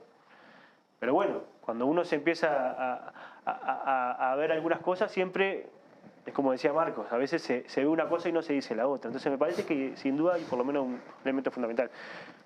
No voy tanto a la pregunta acerca de qué es lo que tendría que tener un acuerdo para el Frente Amplio, sino me parece que es lo que tendría que tener un proyecto de inserción internacional para el país, que me parece que es más importante. Marco, pero hace muchos años que no solo el actual partido que está en el gobierno y la coalición, sino en general todo el sistema político plantea, hace bastantes años, que el Mercosur tiene problemas de complejísimo, que está estancado, que hay asimetrías, que esto, que como modelo de integración, bueno, pasó a ser algo que no se puede salir, pero que tampoco funciona, ¿no? Por lo menos eso hay ciertos... hay voces en ese sentido en todos lados, ¿no? El Mercosur, ¿cuáles son los cambios? ¿Qué es lo que tiene que hacer? ¿Qué puede promover el Uruguay? ¿Qué puede promover realmente, ¿no? Porque uno puede tener... Pero somos un país chico, incluso en torno de esta región. ¿Qué puede promover Uruguay para que el Mercosur sea más útil para el Uruguay o tenga un resultado mejor de lo que... o más cercano a las aspiraciones, digamos? Hay dos planos. Hay un plano ideal que es para países chicos como el Uruguay, es que el multilateralismo funcione, ¿sí? Que decir, que haya organismos multilaterales que den voz y defiendan los intereses de todos los países, sobre todo los chicos que no tenemos otras herramientas. Que fue un poco el espíritu de la OMC. Pero la OMC no funciona, está estancada, ¿no? Desde el 2001, Doha, bueno, ahora el último año hay un poco de reactivación, pero hace 20 años que efectivamente el multilateralismo está en crisis. Y la respuesta de la inmensa mayoría de los países del mundo y de los bloques del mundo, que fue empezar a conversar y dialogar entre ellos. Los países dialogan, acuerdan. Por eso es que vemos un registro exponencial de los acuerdos bilaterales y plurilaterales. Y eso es lo que está pasando en el mundo que vivimos hoy, en el tiempo que vivimos hoy. Y es esa agenda que el Mercosur no supo acompañar, esa agenda internacional compartida que el Mercosur no supo aprovechar, por diferentes razones. Una, porque Argentina vive en una crisis crónica que le impide abrir mínimamente su ventana. Es decir, no tiene capacidad hoy de generar divisas y eso le genera un encierro crónico muy fuerte. Y Brasil, que siempre fue muy endogámico, es decir, siempre se creyó autosuficiente con una política internacional muy parca. Tan parca que lo inhibe de liderar un proceso de integración regional como debería ser la principal economía continental. Lidera, no sé, Alemania, no tenemos eso. De modo que esa gran agenda externa el Mercosur no la trabajó. El único gran acuerdo que el Mercosur trabajó durante tiempo fue el de la Unión Europea, que llevó 20 años y todavía está ahí no se sabe qué tampoco, qué está pasando. Como acuerdo relevante, ¿no? Hay algún otro. De modo que Uruguay, ¿qué tiene para proponer? Esas palabras gastadas, pero que en definitiva son reales, eso que hablamos del sinceramiento. Bueno, la región intentó un proceso fuerte de integración, fue ambicioso ese proceso, lo que a Europa le llevó 50, 60 años, tratamos de hacerlo en un corto periodo de tiempo. Los tratados que mencionábamos hoy son tratados muy abarcativos y pretendimos ser un mercado común, que es un estado casi perfecto de integración, y en el medio nos faltaban un montón de cosas. Esa es la realidad. Yo creo que como horizonte es bueno que así sea, pero hay unos pasos previos que como región tenemos que dar. De modo que ese sinceramiento debería pasar por entender al Mercosur primero como promotor de un comercio libre entre los estados parte. Esto quiere decir que podamos intercambiar nuestra propia producción y que la política frente al resto del mundo sea una política a priori independiente de cada uno de los países. Por supuesto que si estamos todos de acuerdo vayamos en conjunto, pero si no, vayamos de forma aislada. Es un poco lo que tiene hoy la Alianza del Pacífico entre Chile, Perú, Colombia y México. Son ese tipo de procesos regionales, por ahí menos ambiciosos, pero más acorde a los tiempos históricos. Y después, si eso funciona y si eso se robustece, y si se vuelven a alinear políticas, si se vuelven a alinear intereses, si se vuelven a alinear urgencias y condiciones macro que hoy no tenemos. Repito, Argentina vive en una inestabilidad crónica con una inflación del 60%, yo qué sé, 8 niveles de tipo de cambio. ¿Cómo competís? ¿Cómo comercializás con Argentina hoy? Hoy estaba viendo en la pantalla el otro día 8 tipos de cambio. Tipo de cambio de Netflix apareció ahora, no sé qué quiere decir, pero nada, es una economía irreal y es muy difícil plantearse una agenda común con economías que realmente tienen dolencias tan críticas y que Uruguay, por haber hecho relativamente bien las cosas, está en otra situación. Aquel famoso desacople que tanto se cuestionaba es real. Es decir, Uruguay tuvo un proceso muy diferenciado de la región en los últimos 15 o 20 años y que hoy nos coloca en una posición diferente, en una posición mucho más estable, en una posición mucho más robusta y en una posición que nos permite aventurar lo que en el mundo está pasando.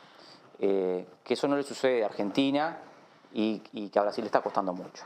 De modo que, respondiendo a tu pregunta, Uruguay, pero en base al diálogo, de vuelta y no en base a portazos, Uruguay tiene que trabajar con el Mercosur esto de empezar a modificar algunas cuestiones de la génesis del Mercosur.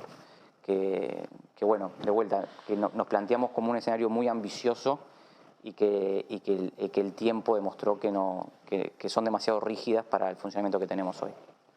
Bueno, nos quedamos sin tiempo, pero quiero preguntarte, Damián, bueno, además decime lo que quieres decirme, pero Javier, yo te la pregunto. Porque vos agarrá vos de responder lo que ibas a decir y decir, mira,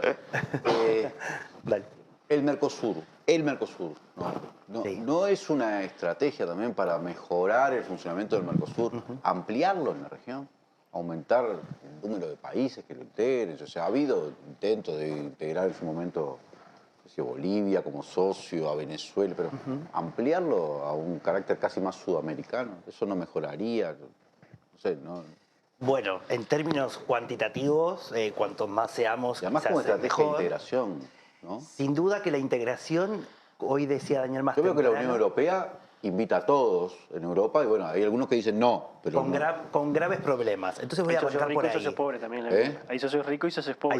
Exactamente, con graves problemas. Y voy a arrancar por ahí, voy a dar vuelta a la respuesta que tenía pensada. ¿Por qué digo esto? Porque hay problemas que Mercosur tiene y no son privativos de Mercosur. Los bloques de integración tienen problemas. ¿Y por qué digo esto? Porque estamos insertos en una dinámica de poder, que es la dinámica de poder internacional, y hay regiones que tienen más capacidad de establecer reglas de juego y otras que no. Por eso la importancia de ver quién muchas veces lidera esto. Formamos parte de un bloque de integración que además tiene un esquema de integración, como decía Marcos hoy, que es un mercado común. Muchos dicen, bueno, vayamos a un esquema parecido al NAFTA o hoy en día al TEMEX, que es una zona de libre comercio. Bueno, ahí hay muchísimos más problemas que los que tiene el Mercosur. Pensemos, volvamos a la dimensión geopolítica, pensemos que en la última reformulación del TEMEX, que era el ex NAFTA, el artículo 32 que logra imponer Trump en la negociación es que ninguno de los países que conforman este acuerdo reformulado puede negociar acuerdos con economías que no sean democráticas. Básicamente es como apuntando a China, ¿no? Digo, porque en esta dinámica también hay que poder pensar cuál es el relacionamiento que nosotros, por ejemplo, tenemos con México. Esto me parece importante y acá quiero hacer una diferencia que hoy nombraba Daniel y Marcos y que veo también mucho estos días a la prensa y yo creo que no hay que confundir. Ojo con los acuerdos extra-Mercosur que tienen que ver con la región latinoamericana. Uruguay forma parte de algo que se llama la LADI, que es la Asociación Latinoamericana de Integración. Nosotros acá negociamos acuerdos preferenciales desde el año 80 con el Tratado de Montevideo. Nosotros no negociamos, no es que tuvimos poder negociador ante México, no. Nosotros lo que tuvimos fue un acuerdo de libre comercio Mercosur-México que por distintas circunstancias, entre ellas sistemas automotrices totalmente diferentes, Uruguay logra imponer su agenda. Digo imponer es negociar su canasta de negociación. Lo mismo con Chile. Nosotros no es que negociamos acuerdos de libre comercio con México con Chile. Lo que hacemos es la ampliación de los acuerdos de complementariedad económica que están establecidos a la LADI. Son muy diferentes esos acuerdos negociados con lo que negociamos con la Unión Europea y con China, porque la región tiene una estructura productiva especializada en algunos productos. Y acá está el tema. El tema es que regiones como México, países como México y como Chile, tienen una especialización productiva por otros tratados. Entonces ahí está la tensión cuando estaba lo del TISA o lo del acuerdo con Chile, ¿no? Veamos cómo la estructura de las empresas chilenas o mexicanas, hoy en día es una economía que está sumamente transnacionalizada. Voy con esto, capaz que me perdí un poco, pero que quería terminar con esta idea de... Me acuerdo el ex ministro, el ex canciller Talvi, en esas primeras alocuciones que hacía públicamente antes que irrumpiera la pandemia, él decía, bueno, nosotros lo que tenemos que hacer es ir hacia ese modelo de regionalismo abierto chileno. Bueno, chileno que los chilenos que... ¿Cómo? Antes de la crisis. Antes de la crisis. No, pero a mí eso es un pie muy bueno porque Chile justamente fue un país que en los años 90 firmó de manera esquizofrénica tratados de libre comercio con todo el mundo. Y justamente vos podés crecer económicamente, pero si no distribuís adentro, te implosiona el modelo. Entonces, y además, no es que Chile aumentaron sus inversiones y logró volcar y aprender tecnológicamente. Chile tiene una estructura dependiente y sumamente reprimarizada, vendiendo cobre. No es que eso le permitió una diversificación en la estructura productiva. Por eso hay que poder mirar estas cuestiones como eso, con mucha cautela, con mucha información. Vemos que uno de los principales problemas es la información pública que se tiene de estas discusiones y que a mí me parece que es una buena oportunidad justamente para discutir democráticamente lo que significa la inserción internacional, ¿no? No es una cuestión solo de los economistas. Bueno, muchas gracias, Damián Rodríguez. Por favor. Muchas gracias, Gracias Marcos a vos por la Soto, invitación. y muchas gracias, Daniel Cayani. Es un tema que seguramente vas... Sin duda. Otra dosis. Otra dosis. Sí. La cuarta dosis. La cuarta dosis. Yo estoy a favor de todas las dosis. No quiero que hagan otro juicio por el tema, pero estoy a favor de las dos. Bien, bien. No, gracias. Es bastante ilustrativo. De todas maneras, es cierto, como no tenemos toda la información, negro sobre blanco, hay discusiones muy conjeturales. Eso. Cuando haya algo en papel, se va a poder discutir más concretamente, Yo te ¿no? puedo poner esto. Sí. En un mundo de tanta incertidumbre, es bueno que el Uruguay... Arrancaste se tire a la tipo piscina, hoyo, ¿eh? Se tira a la piscina. No conviene ir avanzando de a poquito Y, ¿no? Porque lo planteo en ese sentido. Hoy el mundo está avanzando en las regiones, más que a la globalización. Marco lo decía. ¿No tendríamos que trabajar un poco con ese tema? Digo, lo dejamos para la tercera dosis.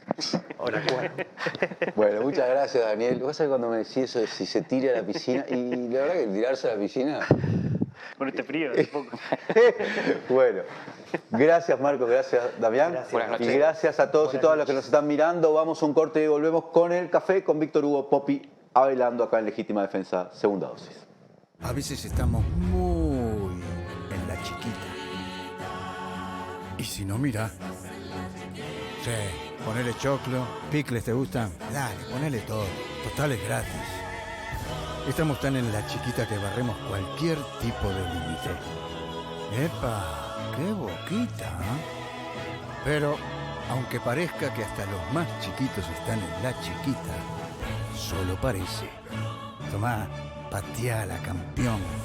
Porque los uruguayos somos grandes. De corazón, no estés en la chiquita. Pensá en macro. Cuanto más compras, menos pagás. Macromercado es negocio.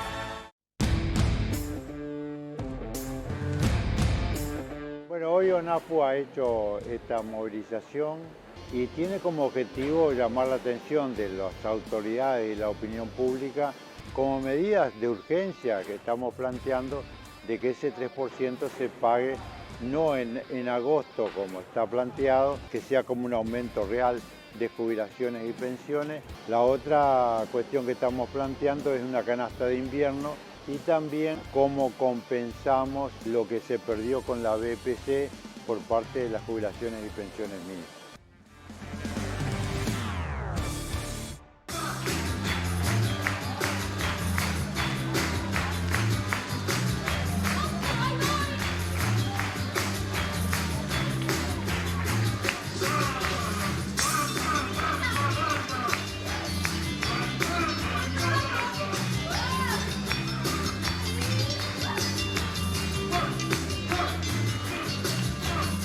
Hola, este es el pronóstico más importante que voy a dar en el año. Se acercan periodos con mayor frecuencia de alertas meteorológicas y es importante estar bien comunicados. Por eso ahora Canelones ha creado una herramienta gratuita, 0800 20 22, con el que podés hablar con la Intendencia, aunque no tengas saldo en tu teléfono, así de fácil y sin costo, desde cualquier lugar de Canelones. Ojalá no te pase, pero si tenés una emergencia durante una alerta, por ejemplo meteorológica, llama gratis al 0800 20 22 y estaremos junto a vos.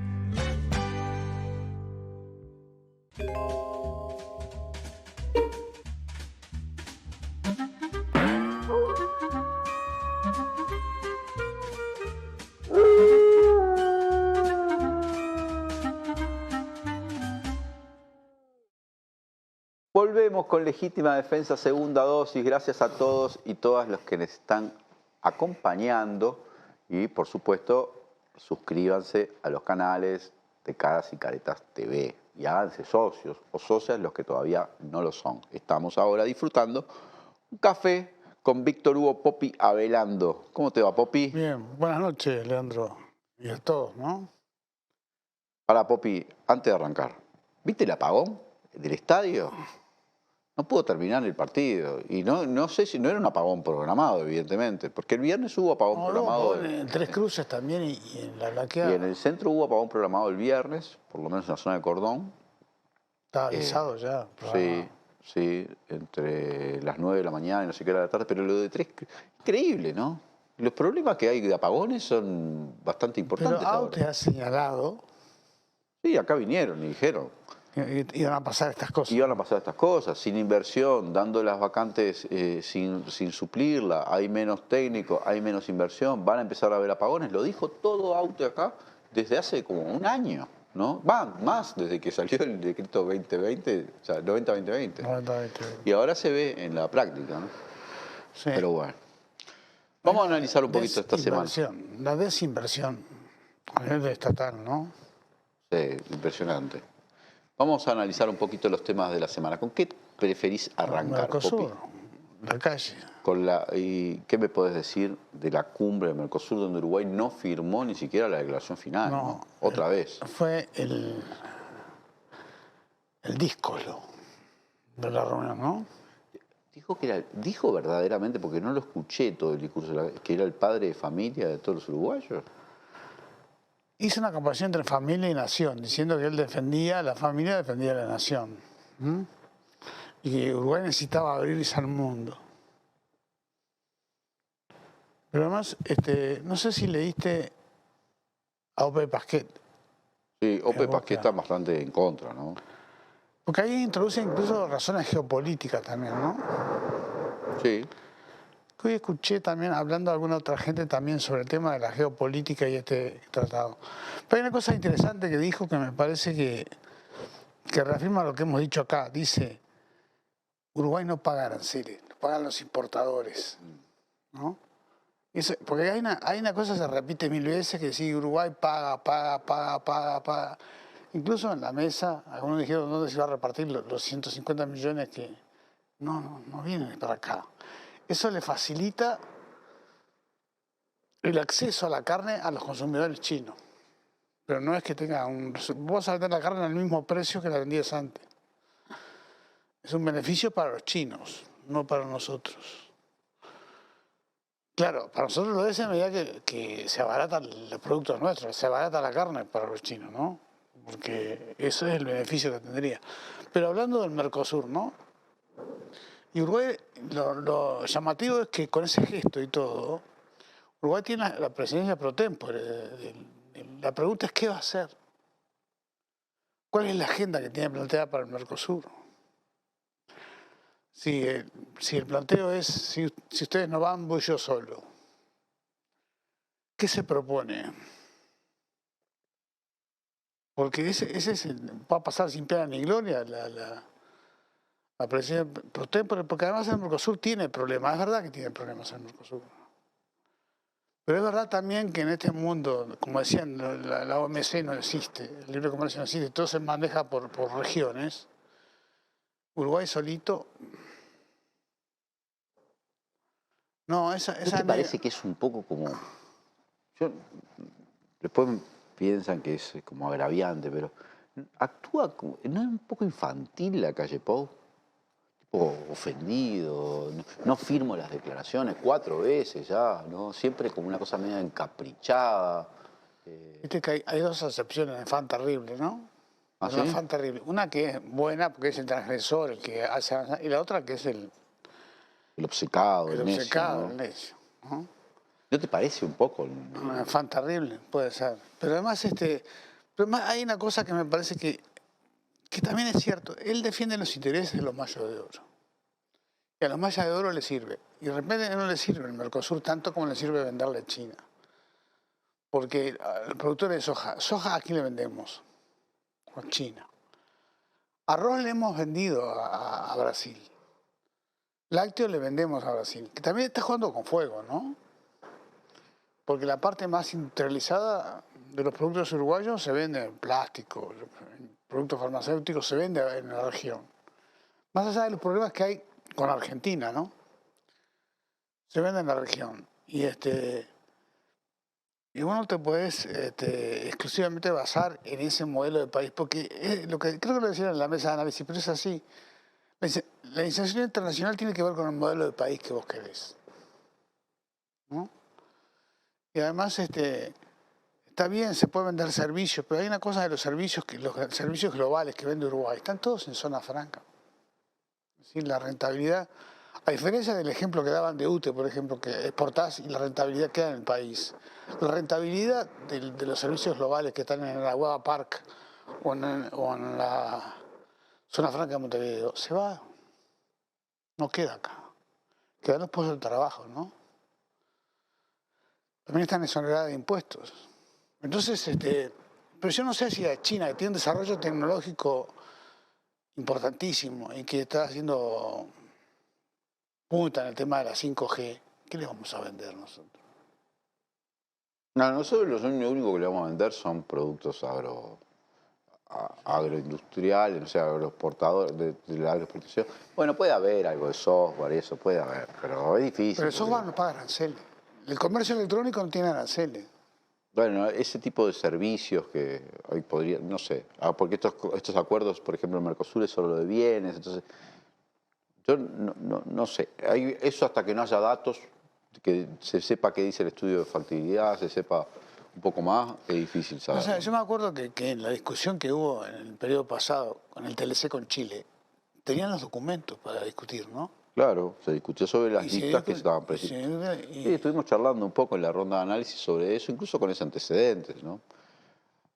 Pero bueno, en Mercosur quedamos... Acá Damián Rodríguez, el profesor Damián Rodríguez decía que no es Uruguay que está aislado, pero sí el presidente está aislado.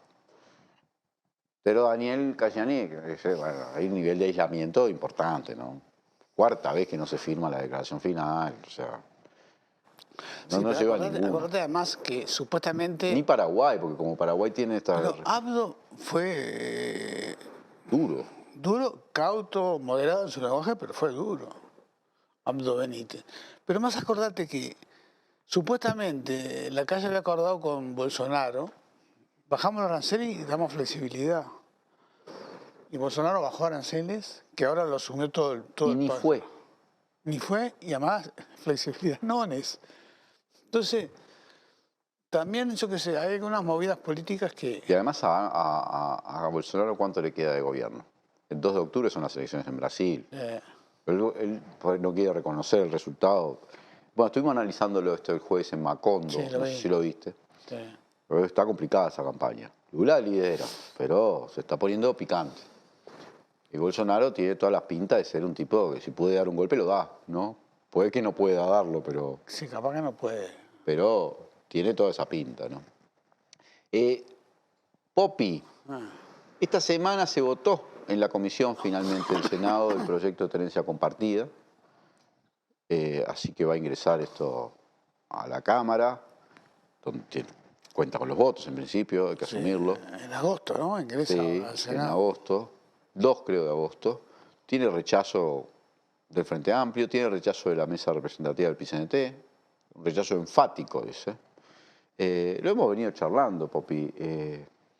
Se juntan desde la academia hasta organizaciones, digamos, especializadas en el tema, siendo muy críticos. Ya lo decíamos la vez pasada, pero hay una ofensiva conservadora ahí. Fíjate, dos cosas. Esta, la tenencia compartida, adultocéntrica y además patriarcal, se podría decir. Y después tenés eliminar la legalización de la marihuana, otro paquete que viene. Pero eso tiene rechazos en la propia oposición, en el propio oficialismo, ¿no? Tiene rechazo. Y además, pero además, fíjate vos, aunque hay una política en ese sentido, porque la Junta Nacional de Drogas no recibió fondos. Hay rechazo en la propia, y además hay un crecimiento de aprobación de la población hacia la legalización de la Eso dicen las encuestas, ¿no? Sí. Antes estaba bastante más gente en contra, ahora ya es un número más importante el que está a favor que el que está en contra, ¿no? Sin llegar al 50% de la población, pero creo que el 46, 47% de la población está a favor. En contra hay mucho menos y después hay gente que no sabe, no contesta, pero antes, hace unos 6 años, era el 20% que estaba a favor, ¿no? Y crece un poco con la experiencia, porque se hace todo un mundo, esto va a ser, y después no sucede eso, la gente... Sí, pero además me parece que es parte de una lógica que lo han dicho muchos, no solo de izquierda, sino también el propio Valle y otra gente. No sé si la calle Pou no lo dijo. La guerra al narcotráfico, la guerra a la droga está perdida. Solo causa más muertes y más violencia, porque... Violencia que es tremenda. Cada vez aparece, otra vez apareció un cuerpo descuartizado. ¿Pero viste el video de Rivera ese? Bueno, porque aparece, además que, viste estas bandas brasileras como Os Manos, el Comando Capital. Sí, el primer Comando da Capital, PCC. Hay guerras de bandas brasileñas, guerras que son de... PCC creo que es de las más grandes del mundo, no las poderosas, ¿no? Es una especie de... organización originada en las cárceles de Brasil, pero que tiene un poder de fuego tremendo, ¿no? Sí, sí, sí. Y eso está metido en la frontera. Pero acá mismo aparece esto del cuerpo... Sí, otro cuerpo quemado, sí. Sí, lo confundieron con un maniquí primero, porque le faltaban los miembros, era solo el torso. El nivel estaba bravo, ¿no? Pero además, me parece que, yo qué sé, no sé si... Lo hablábamos la vez pasada, un solo país no puede resolver esto, ¿no? Vos no podés, pero... Además, hay otra cosa que decía Jorge Valle, digo, sobre el tema de la guerra a las drogas. Si legalizamos, ¿cuánto dinero ingresa al Estado? Decía. Si no legalizamos, si es ilegal, ¿cuánto dinero se va por ahí? Que después lavan y terminan en estas cosas, ¿no? Parecido a esto de Odebrecht, ¿no? Ha tenido poca repercusión en la prensa nacional. Sí. La investigación que hizo Sudestada, bueno, Sí, yo lo vi en La Nación primero. Consorcio de periodistas que liberan ahora los datos. Después de 6 años se siguen, ¿no? Desde el caso Odebrecht. Pero viste que ya hay cosa curiosa lo de este caso, ¿no? Sobre todo por quién involucra. Lo que dice en La Nación Hugo Conadamón es, bueno, Uruguay no ha procesado a nadie por este tema. Este apellido Mutio, ¿no está vinculado a aquello de la... ¿No es el mismo apellido? Ojo, repito, no tiene nada que ver con aquel de los cargamentos de droga. Pero este es Juan Mutio, ¿no? Y el otro se llamaba... No me acuerdo. Pues eran parientes. Pero me suena el apellido. No, estás como, estamos... como los investigadores estos de la técnica de la policía que hicieron el DNA porque dijeron... Por la familia. No, familia delincuente, dijo la pero acá no. Yo pregunto nada más, pues no tengo nada que me indique eso. Sí, Betingo Sanguinetti estuvo preso en Andorra. Sí, había 46 presos cuando Betingo estuvo preso en Andorra. Solo 46 presos en toda Andorra. Y uno era Betingo. Sé que eran unas cárceles preciosas, ¿no? Sí, con internet, con pantalla del banco. Si tenés 46 presos, podés tener un hotel, ¿no? Era directivo del BPA, ¿no? Banco Privado de Andorra. Sí. Y ahí la van, ahí. No, pero yo quiero insistirte con eso, es verdad lo que estás diciendo. Pero tiene su glamour ir preso en Andorra. No es lo mismo que ir preso en el Concar, ¿no? No, claro. ¿Andorra qué es? ¿Un principado? Un principado, pero básicamente lo que debe ser Andorra es un paraíso fiscal, ¿no? Sí, como todo. Pues imagínate que ese tipo de países tipo Mónaco, sin territorio finalmente son paraísos fiscales, ¿no? Sí. ¿Viste esto de la ANEP? Lo tenés, está en la rendición de cuentas, esta posibilidad que va a tener la ANEP de contratar ONGs para hacer el trabajo que antes hacía el Estado en la escuela pública, el tiempo compartido, el tiempo completo y la extensión horaria. ¿No va hacia una privatización de una parte de la enseñanza pública? Sí, pero además es verdad lo que dicen ahí, ¿no? Caras y caretas. Que es contradictorio con que el MIDES decide eliminar los contratos con la ONG y ANEP va por las ONG, ¿no? Claro. No sé si es contradictorio. Con la política del MIDES, digo yo. Es con el discurso, porque te acordás que como en el gobierno del Frente Amplio, el Ministerio de Desarrollo Social, para hacer políticas sociales, había echado mano a la contratación de grupos de ONGs, ¿no?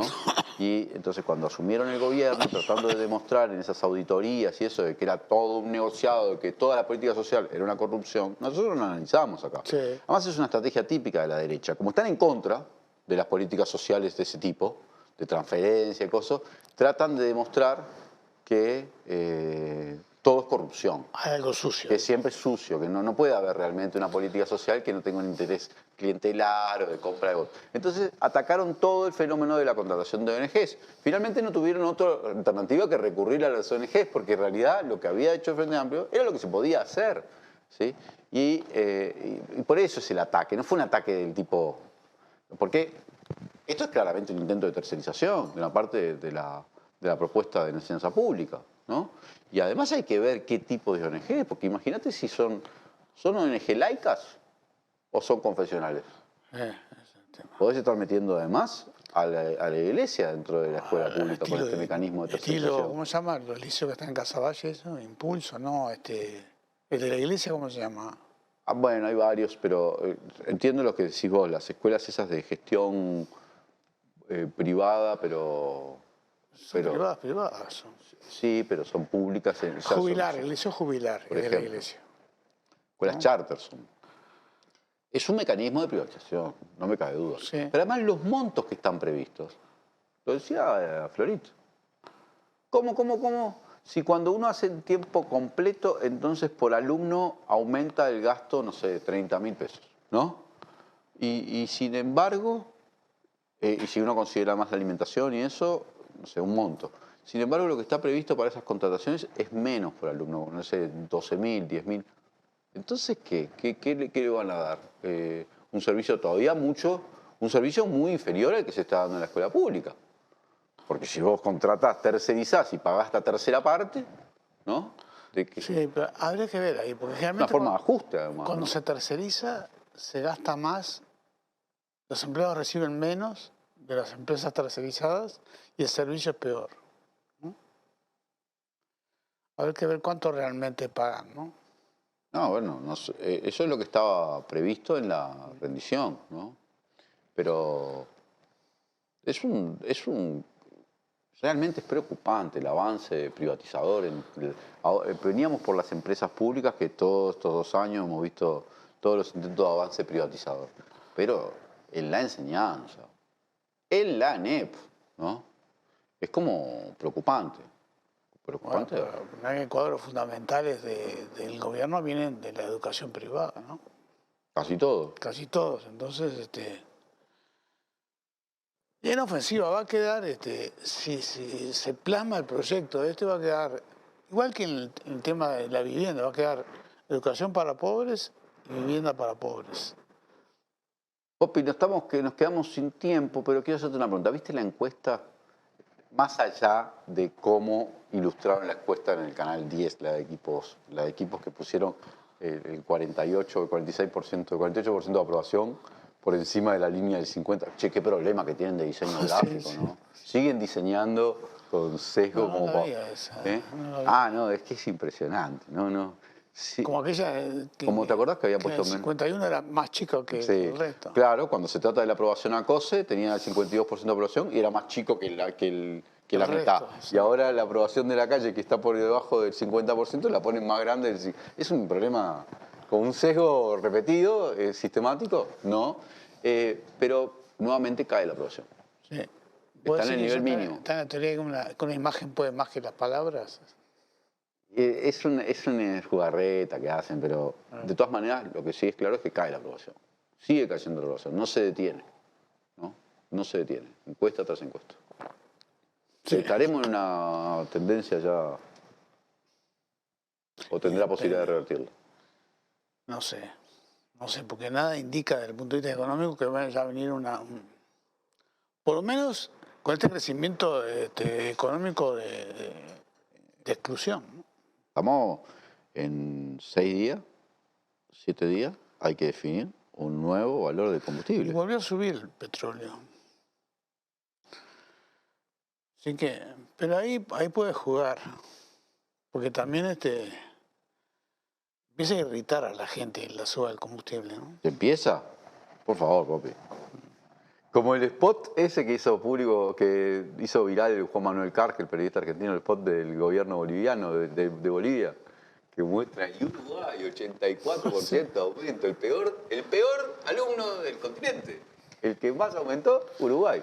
En otros países ya hay huelgas, manifestaciones, estallidos sociales por el tema del aumento de combustible y son aumentos muy inferiores a los que ha habido en Uruguay. Qué impresionante. Bueno, Popi. Nos estamos viendo el domingo que viene. Ahí está. Gracias a todos y todas los que nos están acompañando. Vamos a un corte y volvemos con el mensaje final en Legítima Defensa. Segunda dosis.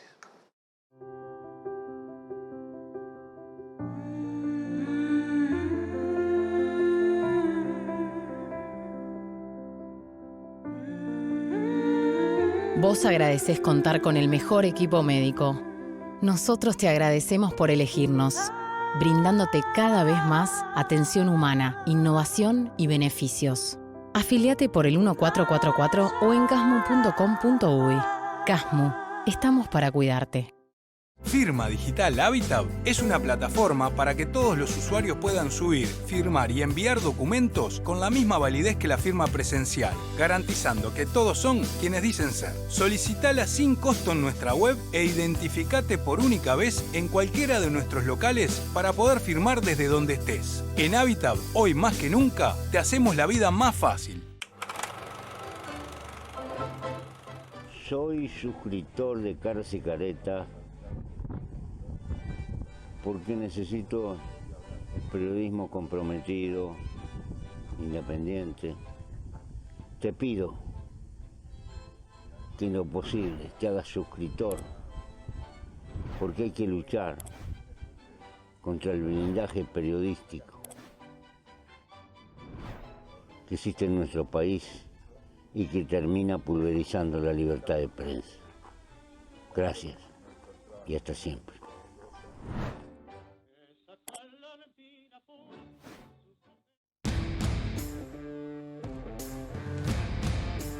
Bueno, hoy ONAPU ha hecho esta movilización y tiene como objetivo llamar la atención de las autoridades y la opinión pública como medidas de urgencia que estamos planteando de que ese 3% se pague no en agosto como está planteado, que sea como un aumento real de jubilaciones y pensiones. La otra cuestión que estamos planteando es una canasta de invierno y también cómo compensamos lo que se perdió con la BPC por parte de las jubilaciones y pensiones mínimas. El fiscal Enrique Rodríguez dio por probado completamente que hubo espionaje en democracia entre 1985 y 2005. Es decir, que los servicios de inteligencia legados de la dictadura siguieron actuando durante esos 20 años de democracia espiando dirigentes sindicales, periodistas, partidos políticos, actividades políticas en general. El problema es que durante ese periodo fueron presidentes 2 veces Julio María Sanguinetti y una vez Luis Alberto Lacalle, además de considerar la presidencia del extinto Jorge Valle. ¿Qué dijeron estas 2 personalidades políticas tan importantes? El padre del presidente y líder del herrerismo, Luis Alberto Lacalle, y el senador y secretario general del Partido Colorado, ¿no? Julio María Sanguinetti. Que no, que eso es una tontería, que ellos jamás dieron la orden de espiar, que lo único que se hacía era recoger información. Es más, Sanguinetti dijo, ¿qué quieren? ¿Que actuemos a ciegas? Necesitamos información de lo que hacían los partidos políticos y de los sindicatos, pero de ninguna manera eso es espionaje. En suma, el fiscal dijo, esto existió, las pruebas son contundentes, pero prescribieron, porque son delitos que prescriben a los 10 años. O sea que tenemos actuando en el sistema político personas que además tienen o responsabilidades o liderazgos reales bien importantes sobre fuerzas del oficialismo que cuando tuvieron la responsabilidad de gestionar el país permitieron que se hiciera espionaje con servicios de inteligencia a partidos políticos, a dirigentes sindicales, a periodistas. Y así, abiertamente te dicen, no, eso no fue mandar a espiar, se necesita información. Prescribieron esos delitos, que son por lo menos 8, dice el fiscal. Por lo menos 8 delitos gravísimos, pero no podemos juzgarlos porque prescribieron. Ahora, una cosa es que prescriban de acuerdo a la normativa penal uruguaya y otra cosa es que nosotros ignoremos, soslayemos la gravedad de lo que se acaba de demostrar. Se demostró que desde el año 1985 hasta 2005, cuando empezó a gobernar el Frente Amplio, se espiaba abiertamente a la oposición social y a la oposición política y a los periodistas. Y 2 de los que fueron presidentes en la suma total, 15 de esos 20 años, siguen estando presentes en el sistema político y siguen teniendo importantes posiciones de liderazgos dentro de la coalición de gobierno. Vayamos un instante a lo que demuestra ahora este consorcio de periodistas en torno al caso Odebrecht, que hace 6 años, ustedes recordarán, sacudió a América Latina al demostrarse que la gigantesca constructora brasileña había coimeado políticos de todo el continente prácticamente para granjearse el favor de la obra pública en los diferentes países. En el caso uruguayo se da una particularidad prácticamente excepcional en todo el continente.